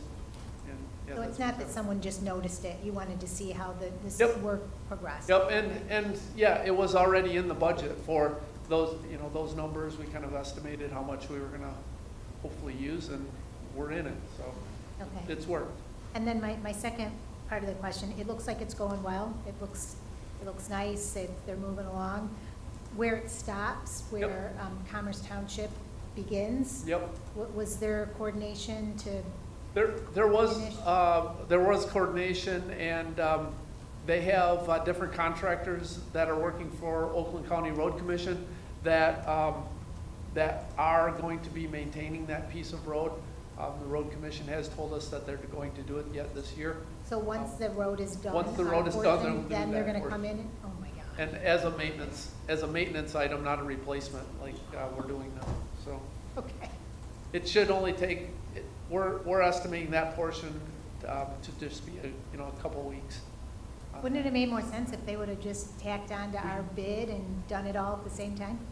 Yes, except I know that I'm the asking the wrong engineering, person, but I. the engineering that's involved with working with the road commission, it would be us working with them instead of them working with us on that, just because of the size of the engineering department. Okay, thank you. Councilmember Smiley. That's really a drag, that news. I thought when this project started, I remember asking you, and things may have changed, like, they're gonna do that little piece of Commerce, right? Yes. And something's changed, or it just didn't work out? No, they're still saying that they'll do it. You said It's not the same. they're gonna maintain it. I mean, does that mean the patching crew, they're gonna? Their maintenance portion is similar to the way the maintenance was done last year on Wixom Road, south of Potter, south of Pontiac Trail. They'll overlay it. All right, that should look all right. It- I mean, it they will- just did Ben Steen, and then we've got, Yes. all of Loon Lakes, those are gonna be, and it's of all of Ben Steen and all of Loon Lake, I mean, the worst patch is that end of it between Ben Steen and where Wixom starts. So, and I've had people asking me, I'm like, oh, no, I asked about that when they started, they're gonna do that too. They will. And then there's so much work going on, it all stops right at the border. I'm like, I'm getting nervous. And you're telling me, when everything's done, they're gonna come in and they're gonna make it look pretty? That's what they've told me. All right. Yep. All right, thank you. Yep. Anybody else? All right, seeing none, I got a motion and a second to approve the recommendation to award a change order for the 2024 local road maintenance program for additional road repairs to Asphalt Specialist LLC, Pontiac, Michigan, for $140,000. $595 into Umler Group of Wixom, Michigan for $22,360 for additional construction engineering from local road construction account number 203-554-971.399. All those in favor, please signify by saying aye. Aye. Opposed? Motion carries. Thank you. Tim, No, don't tell. do you want to send Councilmember Sharp back in, please? Yes, sir. Sure, go ahead. I think You just add something. spaced out with Laswell and didn't say anything else. You had everybody as a yes.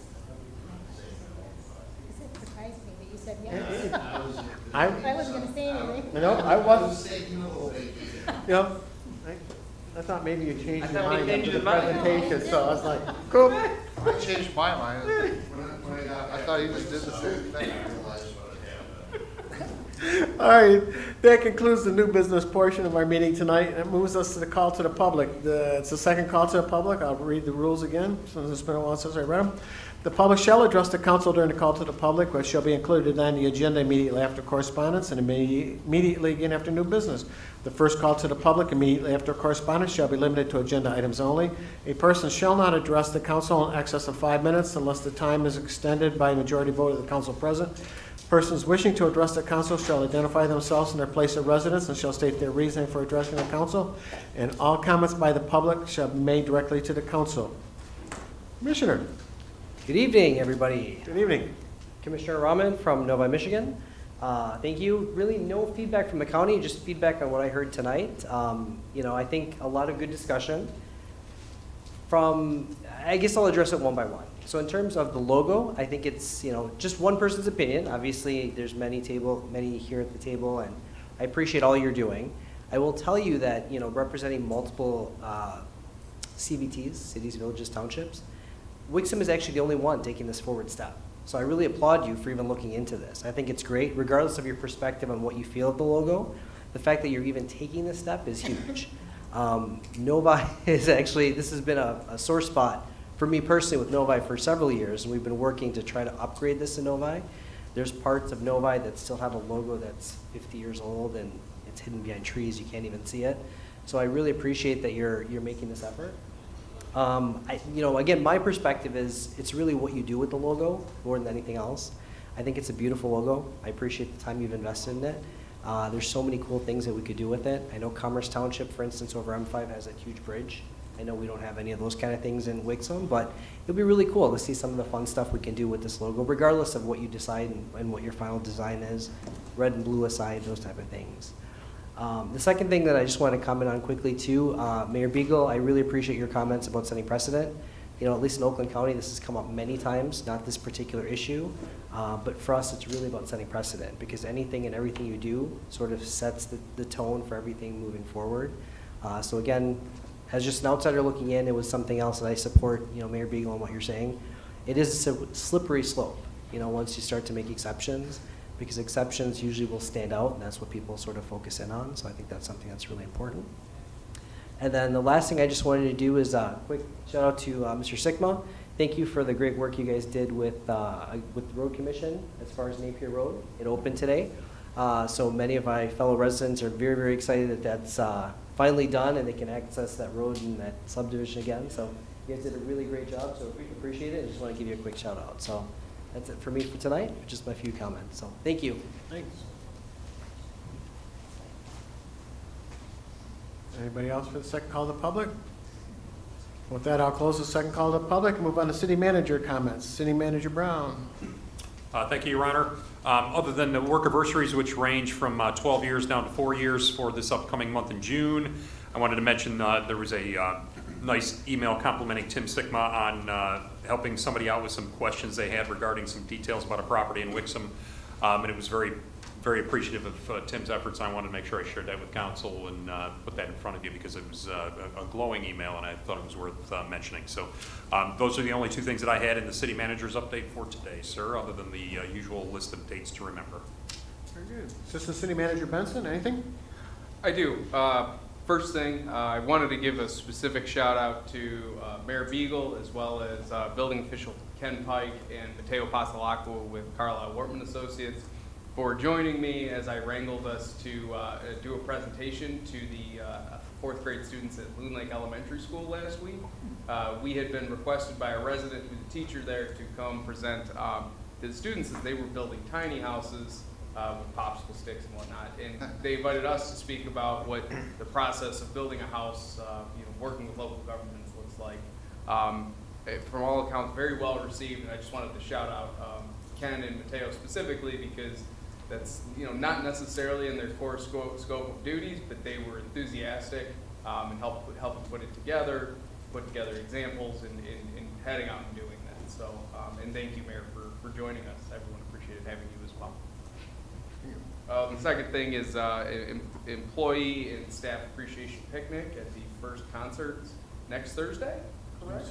June 6th. So we won't see you all again before that, so just a reminder that that's next week. Thank you. And that email feedback was glowing as well, Your Honor. I was actually planning on maybe doing something about that formally, but Drew beat me to the punch here. So the teacher got back to Drew and was very complimentary, to say the least, about the experience of the kids and how engaged they were and what a great job Drew, and I'll say this, Drew did quarterbacking the effort, as well as everybody that participated, including yourself and Mateo and all the other people that were involved with the city, Ken Pike. By all accounts, really a nice engagement there with the kids in the school system. So Yeah, and it was pretty cool too. The kids were enthused about it, and we really didn't have to talk to them about getting antsy or anything like that. After a while, they were good. They just got to remember to get their permits. That's right. They learn. there you go. All right, council comments. Councilmember Smiley. Thank you, Mayor. I think I covered the only thing I've left that I wanted to say was just that all of Wall Lake schools, high schools, have commencement this coming Sunday. So congrats to them and all of our Wixom seniors who will be moving on. Shortly after that, the rest of the kids get out, so start being extra careful on the roads. Thank you. Councilmember Behrman. I just wanted to comment, I saw that the concrete went in under the pavilion at Mac Park, and Saturday or Sunday, I think I drove by, had to be 20 people under the pavilion, bikes and stuff everywhere. So clearly, maybe we didn't go big enough, I don't know, but it's being utilized. And also the playground seems to be progressing very quickly as well. That looks nice. So 2 projects that are moving forward, and appreciate that, Deanna. And Deanna, was it like 2 weeks and a new clock will be up? Is that somewhere on that schedule, or I see Tim laughing, but. The old one. Oh, the old one was to be, okay. I thought the new one was planning to go up in the next couple of weeks. All right. Councilmember Sharp. Thank you, Mayor. I've said enough tonight. I don't have anything further. Oh, don't do it, Dad. Councilmember Gotcho. I'll do it before he changes his mind. Thank you. I did just want to reflect in the minutes, hopefully, for facility improvement vote, I did intend to be a no vote on that. I know it can't go back and be corrected. That's my error. Loon Lake Road, I noticed one of the residents' driveways was torn out. Is that something we're paying to do because the grading with the sidewalk didn't work? I kind of suspected that driving by it and looking at when the driveway was there, I'm like, oh, that's a little bit of a bump there. So have there been any other adverse impacts to those residents? I think particularly like the corner of Lake Ridge and Loon Lake Road. That was something that I was concerned about and voiced concern about, was having an impact on those homeowners doing that. Having to redo a driveway is obviously an impact. Yep. No, I think there are 5 easements, temporary easements that were worked out with Umler during this project, and yeah, there are some impacts that were we're mitigating for the residents. And one of them, like you said, that driveway needed to, for ADA compliance again on the sidewalk, we need to keep side to side less than, or 2% or less on grade change. And then also their driveway has to be a specific grade as well. So there were some changes there, and it was opted to just replace the entire thing instead of just what we needed to destroy to make that sidewalk available for the rest of the group. So yeah, it will be replaced, and it is part of the project. Have we had any impacts on other homeowners, like their lawns, or, I think that the great difference between the sidewalk and that where the lawn is at Lake Ridge and Loon Lake is northwest corner, that northwest house is, I think there's a bit of separation there too. Are we? Is there anything you have to I'm do? not as familiar with that particular resident, but if we've changed things, we will, yeah, it will be made right. Okay, that's what I want to make sure of, because I know I've heard from some people over there who are upset with the sidewalks going in. And then I know that was something I had voiced, that I don't want to make sure we're not having a negative impact on our residents. So hopefully we are taking care of all of that. And if they have issues, they should contact you. Yeah, yep, and then we work it out with the engineering. We did mitigate quite a bit of, I think, stormwater on that area as well. I think with the grade changes that were made on the road, and some of the curb and gutter, that we'll be able to push more water to culverts instead of on roads where they had been in the past. So I think there are some upgrades, and the Lamella change specifically, it changes quite a bit of the grades there as well. And then there's replacements of asphalt, and it'll make it easier for us to plow between all of the stormwater catch basins that are at the bottom of that hill too. So it's improving our position as far as the DPW with snow plowing, but also the residents in those areas. Okay. All right, thank you. I think just in terms of the rest of Loon Lake and whatnot, it's sad the county couldn't get on the same page. I fear we're gonna have a giant hump at the city line like we have at Pontiac Trail and Beck, which I don't know how Councilmember Sharp still drives over that and doesn't think that is not a ramp. That is a very large hump there. So, I usually go slower though. Slow down. then you just feel the bump even more. That's worse than the railroad tracks. The one thing I did want to note, I guess, as well, hopefully we can discuss it as a council at a future meeting, but I noticed what I would almost be willing to bet was an Amazon private end of route, whatever they call it, driver driving a minivan in my neighborhood on the wrong side of the road, parking on the wrong side of the road with the side door open. And I don't know that we have, I mean, I'm sure that's against many driving laws, but I don't think cities have caught up with these styles of large parcel delivery being done by private vehicles and people who aren't going through a lot of training. And maybe that's something as a city we need to discuss, having standards for and having markings on private vehicles for if you're delivering more than, like, I understand the Uber Eats and whatnot, it might be 1 or 2 deliveries, but when you've got a minivan full of boxes in it, that, to me, that's a little bit different. Maybe we need to discuss as a city how we want to be addressing that, because it's my understanding that's probably going to become a bigger issue as well in the not too distant future. So I think I wanted to bring that up as a council to think about. Hopefully we can have a discussion and maybe enact an ordinance or talk to the attorney, because because I think that's gonna be a growing issue, and that just seemed wrong to me the other day, so, thank you. Chief, do we have anything that we can enforce on that, or is that something we have to, Well, there are traffic violations there, you can see on your side of the road, obviously.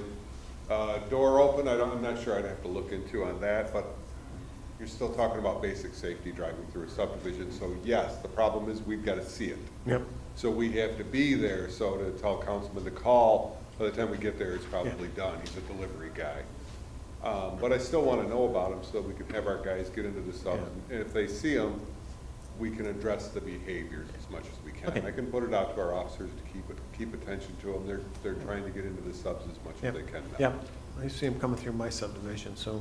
Yep. Yep. So Very I good. can point that out to them and just have them keep an eye on how they're driving. In particular, if you have an ordinance on those types of things for labeling and whatnot, so be it. I think it would be appropriate to at least discuss that, because I think it ties into community safety as well, is it becomes a little bit more easy to impersonate a delivery person if we don't have an Amazon label on your vehicle, for example, and instead of going to deliver packages, you're going to take packages. I think people, I mean, when you go door knock right now, you have to have a badge on. I think there should be something very similar with our delivery people. I mean, UPS, it's a new economy, I guess, where people are just working to do this kind of stuff, but I think in the past when we've had a large Amazon or UPS or FedEx or DHL truck, everyone knew who it was, and now you've got a bunch of random people driving through neighborhoods on the wrong side of the street. There's also, to me, a community safety aspect to it as well that I think is worth discussing. Thank you. Very good. Thanks, Chief. Councilmember Garland Fox? I want to thank Councilmember Bierman for bringing up the shelter or the pavilion. It looks great. I was one of those people that were underneath it, I think, when you drove by, because there were a ton of people there. So that's very nice. And then I wanted to say thank you and congratulations to all those employees that are celebrating work anniversaries. So thank you, Tim.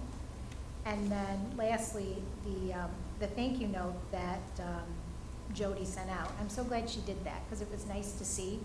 You hear so many negative things, I mean, not here, but just, in government, you hear negative things. It's nice to see that people appreciate what you do and what your staff does and all of the staff. And we have a great staff. So thank you for everything you do. Deputy Mayor Resnick? Oh, thank you, Mayor. One thing I wanted to bring up is I was reading with great interest this week, and EPA has issued an advisory for villages and townships and cities about the cyber attacks affecting water and wastewater systems. I guess the cases in Pennsylvania and Texas, they actually got into the SCADA system, right, controlling valves and whatnot. So hopefully F&V and you have got that under, taking a hard look at how those things are and how well protected we are as a city. Second thing, maybe an educational thing again, is I was approached by another resident last week who was surprised that they had to shoulder their 50% of the cost of the sidewalk panel replacement. Maybe a point to include it in our next email blast or something and about the policy there. And he was surprised that I said a lot of communities right now, you'd have to bear that entire cost, and so we are very generous as a city by sharing that cost. And we do it when we have a contractor out there doing some major roads. So, and looking forward to the concerts when they come up. Thank you. You're welcome. Yep, and I would like to thank and congratulate everyone celebrating their work anniversary, and 9 years for Tim. Congratulations on that. And Drew, thanks for letting me tag along on that day over at Loon Lake. That was a lot of fun. Those kids were really excited, and I'm anxious to see how these tiny houses turn out. So, and then I myself, I'm looking forward to the concert season this year. And with that, do I have a motion to adjourn? So moved. Support? All those in favor, please signify by saying aye. Aye. Opposed? Thank you, everybody. It's been a long...